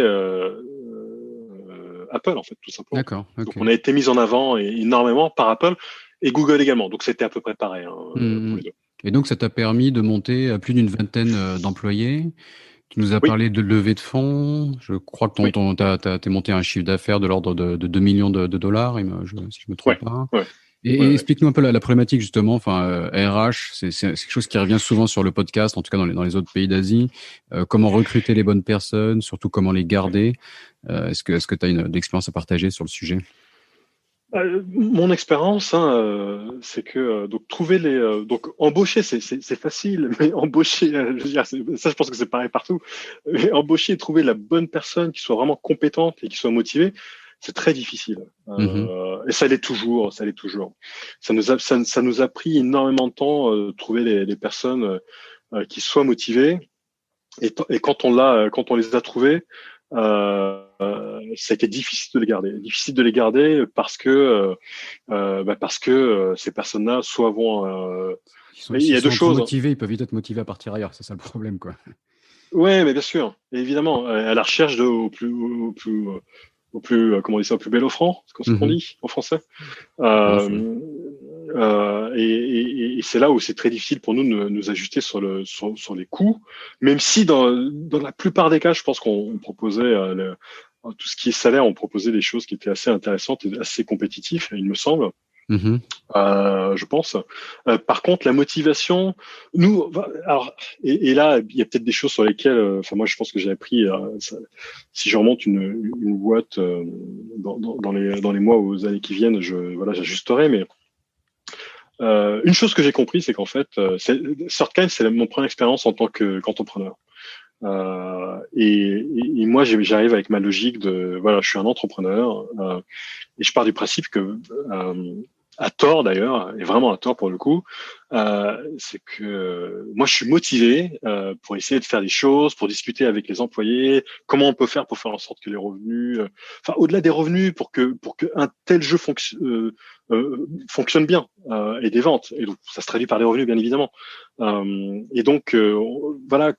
Mais le problème, c'est que les entrepreneurs et les employés n'ont pas forcément la même motivation. Donc, c'est évident, hein, ce que je dis, mais c'est Mhm. pas forcément quelque chose que j'ai compris au départ, hélas. D'accord, ouais. Euh, hélas. Eh oui, il y a une vraie différence là-dessus. Et moi, je partais du principe que donc entrepreneur, oui, mais j'étais un entrepreneur en essayant d'être le plus proche de mes employés. J'étais proche de mes employés. J'ai jamais vraiment essayé de mettre une distance parce que c'est pas comme ça que je fonctionne. Un peu trop d'ailleurs. En fait, Mhm. j'aurais dû le comprendre. J'aurais dû comprendre qu'il y a ces deux choses différentes et qu'il y a une distance, que je le veuille ou non. Enfin, il y a une différence. Et, euh, et nos employés en fait n'étaient pas forcément motivés. Ils étaient juste motivés pour faire leur boulot en fait, tout simplement. Mhm. Juste pour faire leur boulot. Ils avaient pas la passion d'entrepreneur. Enfin, Non. ouais, Mais au-delà de la passion d'entrepreneur, ce que je comprends, je veux dire, il y a rien à dire là-dessus. Hein. Je veux dire, il y a pas de problème là-dessus. Mhm, Mais il y a même pas forcément, en fait, Et ça m'a un petit peu déçu, c'est qu'il y a même pas forcément la passion d'essayer de vouloir faire son boulot le mieux possible en fait, juste pour être voilà, juste être content d'avoir fait un bon boulot. Tu vois. Mhm. Il y avait pas ça. Alors peut-être, c'est peut-être moi qui fais encore une nouvelle erreur, j'en sais rien. Mais je sais pas. Moi, j'ai toujours, même en France, même si quand j'étais pas entrepreneur, j'ai toujours essayé voilà, d'apporter une vraie valeur ajoutée dans mon travail, et mes collègues aussi en fait, et qui pour le coup ne sont pas entrepreneurs, mais j'ai toujours bossé avec des collègues qui eux essayaient de faire voilà, juste pour eux d'apporter le plus possible de valeur pour la satisfaction de soi en fait, de son boulot. Et en Mhm. fait, D'accord. Ouais. je l'ai pas trop vu ici en fait. Je l'ai pas trop vu. Donc alors après, je me On voit les suis Japonais mis. perfectionnistes, mais finalement, c'était pas si Ben, en évident que ça fait, de trouver des staffs qui, voilà, qui avaient cet amour du travail bien fait jusqu'au bout, quoi. perfectionnisme et par itération, si tu veux, Ouais, par itération, et ça prend du temps. Donc, d'accord.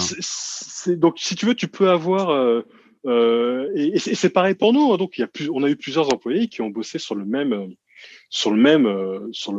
titre, et d'autres qui ont bossé sur voilà, qui en cours de route, soit sont partis, soit ont commencé à bosser, ont bossé sur d'autres titres parce qu'ils étaient plus intéressés par le titre sur lequel ils bossaient. Donc, on a fait voilà, on a intégré d'autres staffs sur ce jeu-là, et le jeu, le résultat est super et bien léché. Et on a pris du temps pour faire en sorte que ce le soit, mais ça a été très itératif. Mhm. Ça a été très itératif, et il y a beaucoup si tu veux, il y a beaucoup de choses au Japon, et les produits qui donc très léchés, mais parce qu'ils prennent le temps en fait, si tu veux. Voilà. Mhm. La société, la structure va prendre du temps avant de lancer un produit. Donc ça, c'est vrai, bien sûr. Donc ça, c'est un fait.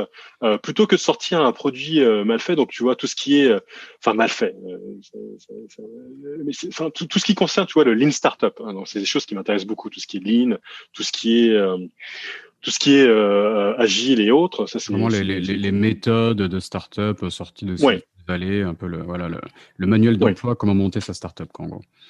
Ouais, donc ça, moi, c'est des choses qui m'intéressent vraiment, et j'y crois beaucoup, hein, personnellement. Moi, je pense que, surtout en 2021, ça me paraît très difficile de bosser pendant 1 an, 2 ans sur un produit, se dire, OK, c'est bon, il est prêt, il est parfait, on va le lancer, et on va voir ce qui se passe. Ça me paraît un peu risqué quand même, plus que Mhm. risqué. Les Je principes pense que, fondamentaux étant le MVP, quoi, d'avoir un voilà, produit, je sais pas exactement. comment on dit en français, un produit viable minimum, une mauvaise traduction. Et donc ouais, de pas être Enfin, perfectionniste, de vite lancer quelque ouais. chose sur le marché, de voir comment ça marche et d'itérer pour améliorer, quoi, par Et rapport au oui, feedback et d'être des utilisateurs. et d'être confronté en fait à la réalité du marché, tout simplement. Donc ça Hmm. n'empêche pas que tu peux avoir ton idée, voilà, tes idées par rapport au produit que tu souhaites lancer. Donc il y a une vraie il y a une vraie base, donc il faut l'avoir. Hein. Je veux dire, tu peux pas lancer n'importe quoi non plus. Donc il faut une base. Qu'est-ce que tu souhaites tester? Qu'est-ce que tu souhaites prouver? Qu'est-ce que tu souhaites valider, bien évidemment. Donc tu le lances, et puis l'idée c'est que tu le confrontes à la réalité du marché, et c'est le marché qui va te dire OK, donc voilà, c'est ce que tu me proposes comme produit, c'est ce que c'est censé faire, mais c'est pas comme ça que je souhaite l'utiliser. OK, d'accord, pas de souci. Donc la finalité sera la même, mais la manière avec laquelle tu vas y parvenir sera un peu différente. Hmm. Et ça, c'est l'utilisateur qui va te le dire. Je veux dire, on peut discuter à trois et d'avoir une super idée, de se dire ça a fonctionné, etc. Ben non, en fait, on est juste trois. Si tu as 5000 utilisateurs qui sont intéressés, mais qui te disent que le process, c'est peut-être pas comme ça qu'on veut l'utiliser, bah, il faut écouter. Mhm. Au Japon, en tout cas, moi, en tout cas, avec l'expérience que j'ai, c'est surtout c'est quoi l'idée qu'on a. Donc l'idée, l'idée de notre produit est fixée, ok. Donc comment on veut le mettre, comment on veut le mettre en place, comment on veut le designer, comment on veut le structurer. Et il faut que ce soit parfait avant de le lancer en fait. Et mon partenaire était Taro, donc qui était, Ils sont connus c'est pour comme ça, ça les qu'il voyait les Japonais, choses. non? Moi, j'ai entendu parler un exemple anecdotique, mais un déménagement au Japon où Ouais. tous les cartons sont numérotés avec une précision, mais un déménagement d'entreprise, par exemple, où on passe plus de temps Ouais. presque à préparer, voilà, quel carton va être rempli avec quoi, il va être dans quelle part, de quelle pièce, etc. Plus, Ouais. ça prend plus de temps que le déménagement lui-même, quoi, qui n'est plus que la conséquence d'un plan bien huilé, quoi. Ah oui, complètement, Mhm. mais 100%. Je veux dire, les déménagements, enfin moi j'en ai fait, j'ai dû en faire 5. Donc, enfin, mais ça m'intéresse de savoir comment ça se passe ailleurs. Mais moi, ça me paraît normal en fait maintenant, mais de faire en sorte que tout soit dans les cartons Enfin, je crois avoir lu, j'ai le souvenir d'avoir lu un article de blog sur le sujet du déménagement au Japon. Je sais pas d'où je sors ça, mais. Ouais. Non, mais enfin, pour moi, oui. Donc, tout doit être dans les cartons à 100%, numéroté, avec dans chaque carton, qu'est-ce qu'il y a dans chaque carton, est-ce que c'est fragile ou pas. T'as des tailles un peu différentes, t'as les gros cartons. Enfin, quand t'as les bouquins, bien évidemment, tu vas les mettre dans les petits cartons pour éviter que ce soit trop lourd. Enfin, des trucs assez classiques. Dans les plus grosses boîtes en carton, tu vas mettre autre chose. Donc oui, ça c'est, enfin, très bien huilé. Donc ça c'est tout ce qui est process et validation du process du process et autres, enfin le process du process comme on dit, mais bref, mais les choses sont bien huilées, donc ça fonctionne, hein. On ne peut absolument pas dire que ça ne fonctionne pas, c'est pas vrai. Ça fonctionne. Ça fonctionne si, je finis juste là, désolé, mais ça fonctionne si et seulement si les différentes personnes qui font partie de ce process-là l'acceptent et font et jouent leur rôle en fait. Voilà. Donc si tu essaies d'aller à droite ou à gauche, si tu sors en dehors des clous, ça ne fonctionnera pas. Donc il faut accepter ce rôle-là en fait. Très important. Donc on n'a pas encore abordé la French Tech. Il faudra que tu nous dises un mot sur la French Tech et l'éducation, si tu as encore 5 minutes. Mais juste pour finir sur le sujet, est-ce que tu peux nous raconter l'apogée de ta boîte? Et après, je crois que le marché a un peu changé et tu as eu des périodes plus difficiles à vivre, c'est ça? Oui. Bah, l'apogée, c'est les contenus ça date de quand l'apogée? C'était quelle époque? 2014, 2015, 2014, 2015 à peu près. D'accord. Je dirais, on avait énormément de contenu, chiffre d'affaires, le max, comme je dis tout à l'heure, c'était un peu plus de 2 millions de dollars, plus que ça. Ouais. On avait pas mal de contenu, on a commencé à avoir des partenariats avec TV Tokyo Japon. TXCom, donc TV Tokyo Japon, c'est notamment la société qui détient la licence, en tout cas à l'époque, c'est plus le cas maintenant, mais qui détenait la licence pour Snoopy. Snoopy. Et on avait également des partenariats avec Sanrio. Donc Sanrio, c'est la société qui détient la licence pour Hello Kitty. Hello Kitty et My Melody et d'autres personnages de ce type-là. Donc on a eu des partenariats avec eux, ce qui nous a permis en fait d'intégrer d'ailleurs dans nos jeux par exemple dans Happy Street notamment, où l'objectif du jeu c'est de créer ton propre petit village, où on avait parfois des petites enseignes qui étaient des enseignes Hello Kitty par exemple, ce genre de choses. Donc ça fait partie aussi des différentes collaborations qu'on a eues, que tu peux faire au Japon et qui marchent beaucoup, des collaborations. Donc ça c'était notre apogée. C'est notre apogée. Et puis ça a commencé un petit peu à se dégrader, hein, dans le sens où donc on est monté à plus de 23, une vingtaine d'employés. Ça a été difficile avec mon partenaire de trouver la direction vers laquelle il fallait qu'on aille en fait, tout simplement. On n'était pas forcément d'accord sur les stratégies. Lui était un peu plus réservé, hein. Moi j'étais un peu plus rentre dedans. Il faut qu'on fasse tel ou tel. Enfin, il faut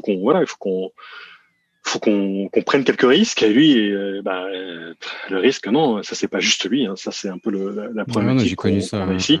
Le partenaire qui veut aller de l'avant, investir l'argent gagné, l'autre qui veut plus se recroqueviller et garder. Ça me rappelle des souvenirs. Et je partageais un peu, moi j'étais plus dans la position, on partageait la même position, toi et moi. D'accord. Donc ça a été très difficile. T'as raison, hein, parce que c'est pas dit. Oui, bien sûr. Plus de risque, hein, c'est pas dit que ça marche. Oui, parce que prendre des risques. On ne retient que ceux qui réussissent. On parle plus de nos que de nos ratages, donc c'est faux. Ouais, je suis d'accord. Hein. C'est toujours pareil. Hein. C'est pour ça qu'à chaque fois que je parle, je raconte un petit peu mon histoire, j'essaye le plus possible. Hein, je sais pas si j'y arrive, mais de me mettre dans la situation de celui qui avait raison, parce que c'est absolument pas comme ça que ça fonctionne, et c'est clairement pas le cas. Mais en tout cas, ça a été pour nous, bien évidemment, une vraie, une grosse différence. Donc, on prend des risques, et en fait, le problème, c'est que se recroqueviller, c'est cool. Pourquoi pas? Il faut faire attention aussi. Il faut pas trop dépenser. C'est génial. Le problème, c'est que le marché change. Mm. Le marché change. Les développeurs qui faisaient que des jeux HTML, bah, ils se mettent à faire des jeux parce que c'est pareil. Hein, le Japon a du retard sur pas mal de sujets, contrairement aux idées reçues. Euh, mais donc ils ont du retard, on peut avoir 1 ou 2 ans de retard sur des trucs, sur des techs parfois. Par contre, quand ils rattrapent, il y a suffisamment d'argent pour rattraper. Il y a de l'argent Mhm. pour investir, il y a de l'argent pour faire du marketing, la promotion et autres. Et c'est ce qui s'est passé un peu pour nous en fait. C'est que quand les développeurs sont mis à faire des contenus un peu plus natifs et autres, donc la qualité était excellente, était beaucoup plus propre à ce que pouvaient espérer les utilisateurs japonais, parce que les jeux étaient faits par des développeurs japonais, bien évidemment. Énormément d'investissement par ces boîtes-là, par ces sociétés-là. Nous, on a eu on avait pas mal de contenu qui, la valeur ajoutée, c'était l'aspect natif, l'aspect rafraîchissant, l'aspect très nouveau de ce qu'on pouvait de ce qu'était qu'apporter d'acquérir du contenu de l'étranger. Le problème, c'est que au bout d'un moment, ça devient difficile quand même de trouver du contenu qui soit attrayant pour le marché japonais. C'était de plus en plus difficile. Sachant qu'il y avait du contenu natif qui allait bien, qui était Ouais, de plus en plus produit, quoi. Donc, ouais, tout à fait, tout à fait. Donc du coup, donc ça a été, donc on a fini par être noyé dans la masse en fait, tout simplement, vous êtes noyé passé dans la masse. de pionnier, vous aviez un vrai rôle à jouer Ouais, pour dire voilà, ouais, un manque sur le marché, et vous avez été ouais, rattrapé par le marché quelque part, et après avec des ouais. mastodontes qui ont mis des moyens important, et là forcément ça devenait plus compliqué de trouver sa place, quoi. Il aurait fallu peut-être se faire racheter dans l'idéal, où c'était Exactement, survivre exactement. seul était complexe. Mm. C'est là où et là moi j'ai ma part de responsabilité clairement où sur les premières années on a eu l'occasion de discuter avec notamment une grande entreprise. Hein, je sais pas si c'était ça. Enfin, juste pour, enfin, on parle, c'est un podcast français. Hein, je pense que tout le monde s'en fiche. Ok. Mhm. C'est Colopula. Mm. On a eu donc Colopula, c'est une grosse boîte. Je crois que c'est toujours une grosse boîte japonaise qui a eu un gros hit, d'ailleurs un gros succès, un gros RPG par la suite. Et donc on a eu des discussions avec eux parce qu'ils étaient très intéressés par ce qu'on faisait, bien évidemment. Nous, on se focalisait beaucoup sur des jeux de type casual, des jeux, il n'y a pas vraiment de traduction pour ça, mais Le casual des gaming, ouais, jeux c'est comme ça, casual quoi. gaming, Mm. voilà. Ils étaient très intéressés par ce qu'on faisait et ils souhaitaient se rapprocher de nous d'ailleurs. Faire voilà, l'idée pour eux, c'est de dire bah écoutez, si vous avez comme vous avez beaucoup de connexions à l'étranger, si parmi ces jeux il y a des choses que vous voulez pas sur lesquelles vous souhaitez pas investir vous, mais que voilà vous pensez que ça peut valoir le coup quand même qu'on le fasse à deux, voilà, on pourrait le faire. On sait, voilà, on peut en discuter et on ne l'a pas fait en se disant bon, en fait, on peut tout faire tout seul. On peut tout faire tout seul. Génial, c'est bien. On peut tout faire tout seul.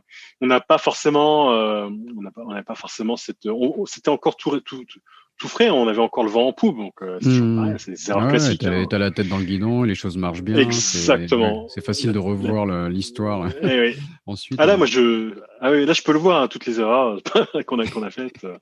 Ah, c'est facile, hein, donc c'est un peu déprimant, mais c'est pas grave. C'est comme ça que ça fonctionne, c'est comme ça qu'on apprend aussi. Mm. Et donc, non, non, mais la tête dans le guidon, donc non, on peut tout faire. Et on va investir. À l'époque, avec mon partenaire, ouais, de toute façon, on va pouvoir embaucher des différentes personnes. Donc le train passe, un train passe, un deuxième train passe.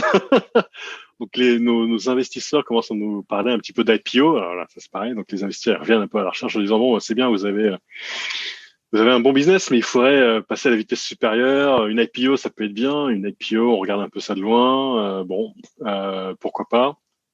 Enfin bon, là je vais passer un peu vite là-dessus, mais le train passe. Les trains, ils passent beaucoup trop souvent. Et on revient à ce que je te disais tout à l'heure, c'est que, écoute, investir à ce moment-là, on arrive à un moment où investir investir, promouvoir un jeu, ça coûte beaucoup trop cher. Promouvoir un jeu, ça coûte tu te retrouves avec des compétiteurs qui investissent, pour les plus gros, ils investissent $1 million par mois sur un jeu. Et nous, on investit sur un jeu, on investissait combien à l'époque? On investissait peut-être 4 millions de yens, donc c'est quoi? C'est $40 000. Enfin, c'est une conversion très rapide, mais $40 000 à peu près. Et c'est rien en fait. C'est rien, $40 000. C'est rien du tout. C'est rien du tout. Et $40 000 sur un jeu, $40 000 sur un autre, c'est énormément de dépenses sur des jeux qui, pour le coup, et là, c'est une autre problématique sur la stratégie adoptée sur comment on fait quel est le process pour euh, pour comprendre et savoir. Donc, on vient sur le Lean Startup aussi, c'est pareil. Chose que je comprenais pas. Enfin, j'imaginais pas vraiment à l'époque. C'est comment on fait pour savoir qu'un jeu va fonctionner ou va pas fonctionner. Donc, la réponse courte, c'est on sait pas. On sait pas. Il y a pas de potion magique. C'est pas vrai. Quoi. Pas de recette magique. Je veux pas dire que c'est du loto. C'est pas vraiment du loto. C'est pas vraiment du loto, mais on ne sait pas. Donc, c'est une prise de risque quand même conséquente à chaque fois. Ouais. Prise de risque, mais par contre, il y a des analytics. Il y a des données, il y a des datas.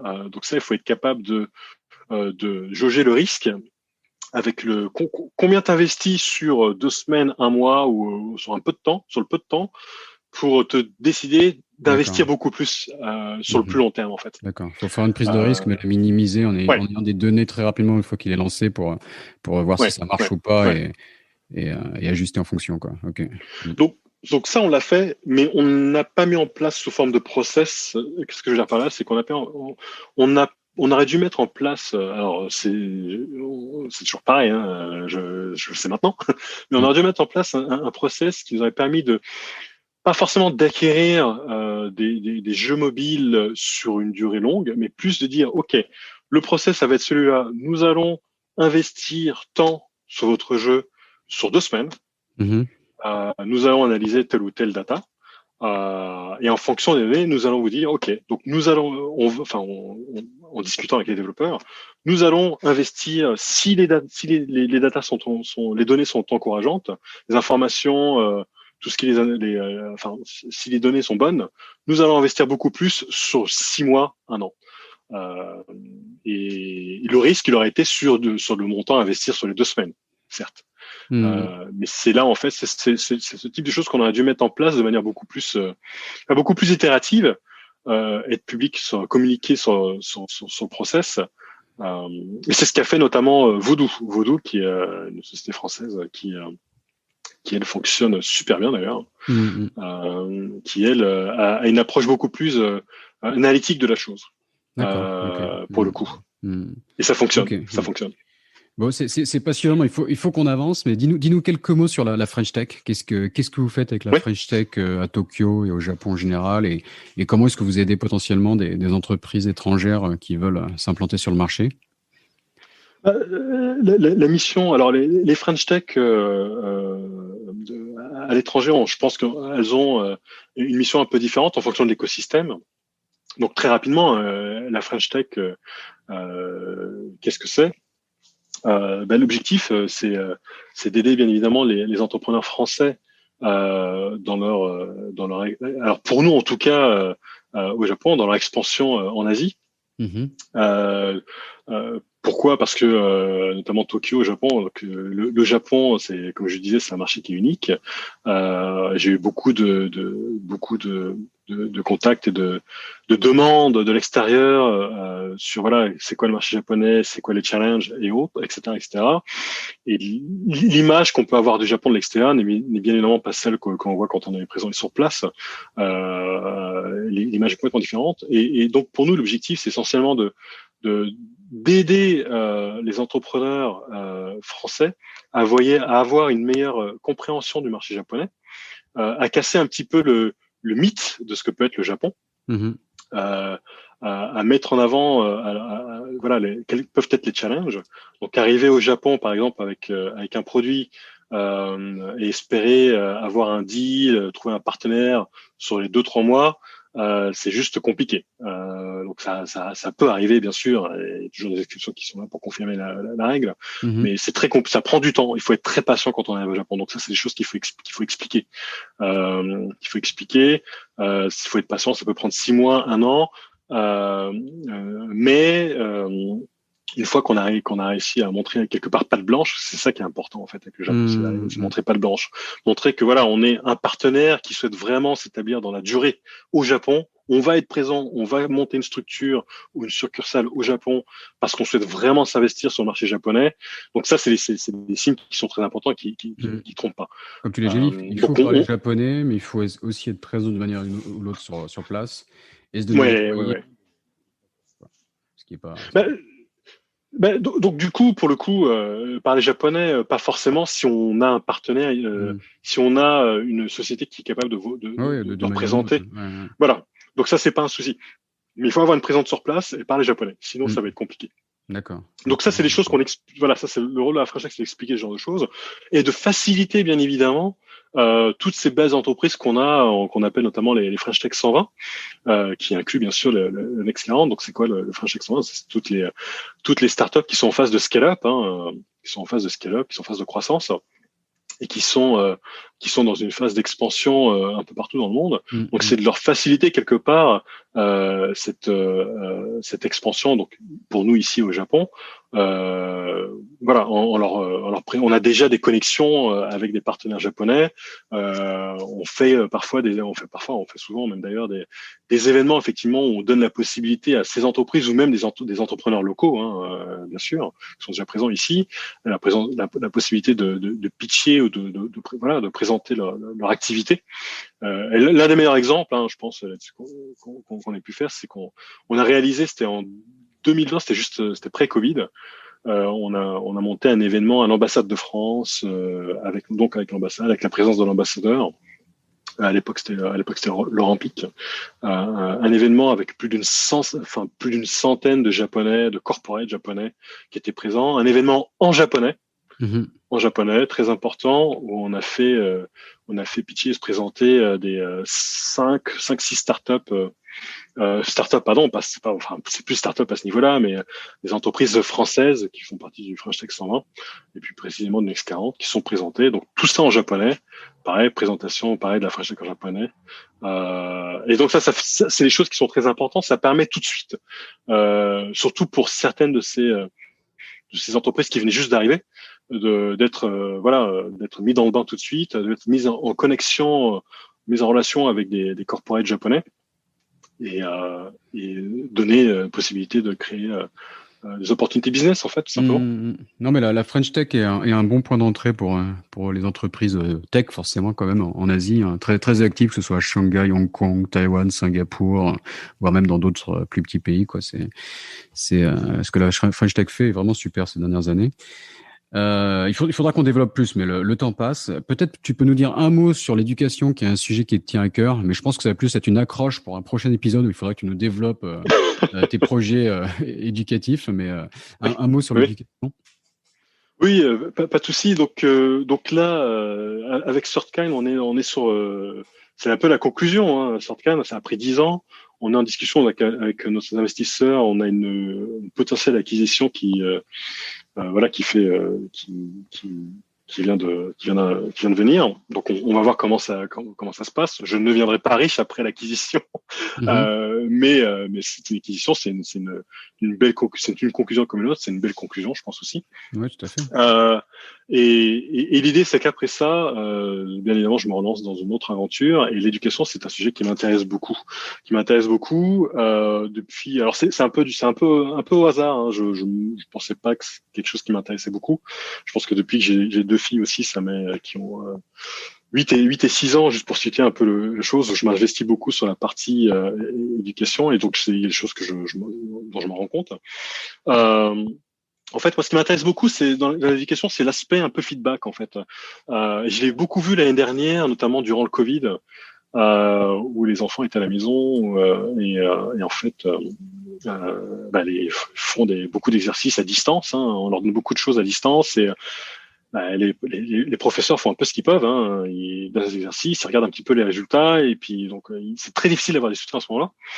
Et en fait, moi, ce que je trouve très intéressant dans l'éducation, c'est de voir comment on peut essayer d'aider les professeurs, parce que je pense que les professeurs sont juste très très importants. Il faut les garder, il faut pas les remplacer, il faut pas commencer à mettre. Enfin, l'IA c'est très intéressant.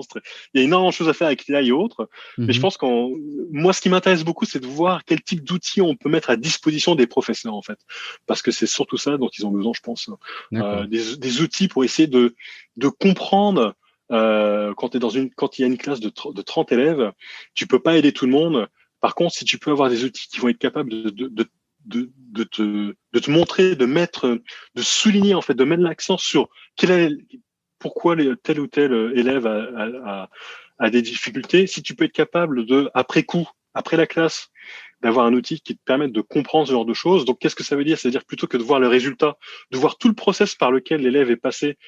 Par exemple, tu lui demandes de faire un puzzle, tu vas pas pouvoir suivre tous les élèves quand ils font le puzzle, mais si tu as un outil qui va être capable de te montrer, après, le puzzle n'est peut-être pas le meilleur exemple, mais l'élève fait un puzzle et tu vois qu'il a des difficultés à mettre les pièces pour telle ou telle raison.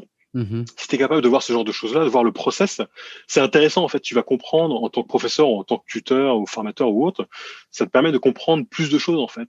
Le résultat, c'est une chose. Donc, t'as eu bon ou t'as pas eu bon, d'accord. Mais le process est pour moi plus intéressant, en fait. C'est pareil, et c'est mon dernier exemple là-dessus. C'est quand tu vas faire un entretien dans une grosse start-up qui va te poser une question. C'est l'exemple de Google qui va te poser la question, combien de balles de golf tu peux mettre dans un camion. Le résultat, en fait, on s'en fiche. C'est un million, 1000 ou autre. C'est la démarche qui va être intéressante. Ça va permettre à ton intervieweur de voir comment tu réfléchis. Pourquoi, en fait, tu vas être capable de tomber sur potentiellement la bonne réponse ou pas du tout, en fait. Et ça c'est intéressant, en fait. Je pense il y a le développement d'outils en Chine où je crois ils suivent l'activité cérébrale des étudiants et pour même détecter les étudiants qui rêvassent ou autres, avec parfois des dispositifs sur la tête où ça fait un peu Big Brother. C'est un peu compliqué. Inquiétant, mais ça peut être des outils très, très puissants également, quoi. Non, c'est un sujet passionnant, quoi. Mais encore une fois, je pense que d'ici quelques mois, tu es bienvenu pour revenir sur le podcast et nous parler d'éducation plus en détail et de l'avancée de ton projet. Mais pour conclure, je vais te demander donc de nous dire, on a déjà beaucoup parlé de ça. Est-ce que tu as une astuce pour hacker le Japon? Alors, tu nous as déjà donné quelques indices. Peut-être que tu vas synthétiser ta pensée ou peut-être une autre astuce. Je t'en prie. Ouais, j'ai déjà débordé un petit peu là-dessus, précédemment sur différentes discussions, mais de manière simple et en synthèse. Arriver au Japon, c'est ce qu'a fait Black Market, en se disant, on ne sait pas comment ça fonctionne le Japon, donc on va trouver un partenaire qui est présent, qui parle japonais et potentiellement potentiellement non, mais qui va parler soit anglais et bien évidemment français, et qui va pouvoir faire toutes les démarches et guider en fait sur place toute la partie création d'entreprise et la partie bizdev est la plus importante. Arriver soi-même sur le marché japonais en se disant qu'on va y arriver en parlant anglais, c'est quelque chose qui ne fonctionne pas, Donc, on peut toujours trouver des interlocuteurs en fonction des sociétés avec lesquelles on discute qui parlent anglais. Donc, il y en a dans les exécutifs, bien sûr, mais sur toute la partie négociation et process, on va pas toujours avoir affaire aux CEO qui parlent anglais, en fait. On va avoir affaire à des business managers ou autres qui, eux, n'ont pas forcément parlé anglais, et c'est eux qu'il va falloir convaincre. Donc, arriver avec une stratégie très ouverte qui est, voilà, il nous faut un partenaire ici, que ce soit une agence ou une personne qu'on va embaucher pour faire le boulot pour nous, quelle qu'elle soit, et de la meilleure stratégie pour pouvoir, je pense que c'est pas juste au Japon, mais en Asie, pour pouvoir réussir ici au Japon. Ok, très bien. Non, mais 100% d'accord. Enfin, très bon conseil, mais qui reste difficile à mettre en place, mais dans l'idée, 100% d'accord. Est-ce que pour conclure, est-ce que tu as une présence sur les réseaux sociaux que tu voudrais partager, une manière de te contacter? Oui. J'utilise beaucoup LinkedIn, notamment. D'accord. J'utilise beaucoup LinkedIn. Je pense que pour me contacter, c'est le meilleur. D'accord. Donc c'est le meilleur Frédéric Nouel, Nouel. On te retrouve facilement sur LinkedIn. Très bien. Ouais. Bon, je te remercie, Frédéric. Ce fut passionnant. Et donc, encore une fois, rendez-vous est pris pour parler plus d'éducation et voire de French Tech. On est passé rapidement sur tous ces sujets dans un prochain épisode. Merci beaucoup, Frédéric. Merci beaucoup, Raphaël. Cet épisode de Sésame Asie est maintenant fini. Si vous êtes toujours là, c'est que ça vous a sûrement plu. N'hésitez donc pas à laisser 5 étoiles et un commentaire sur Apple Podcast. Cela m'aide beaucoup. Pour me contacter, le plus simple est de m'ajouter sur LinkedIn, Raphaël Séguier, Seghier. N'hésitez pas à me dire ce que vous avez pensé du podcast, à suggérer des invités ou des thèmes qui vous intéressent. Tout feedback est le bienvenu. Merci d'avance et je vous retrouve au prochain épisode. Salut!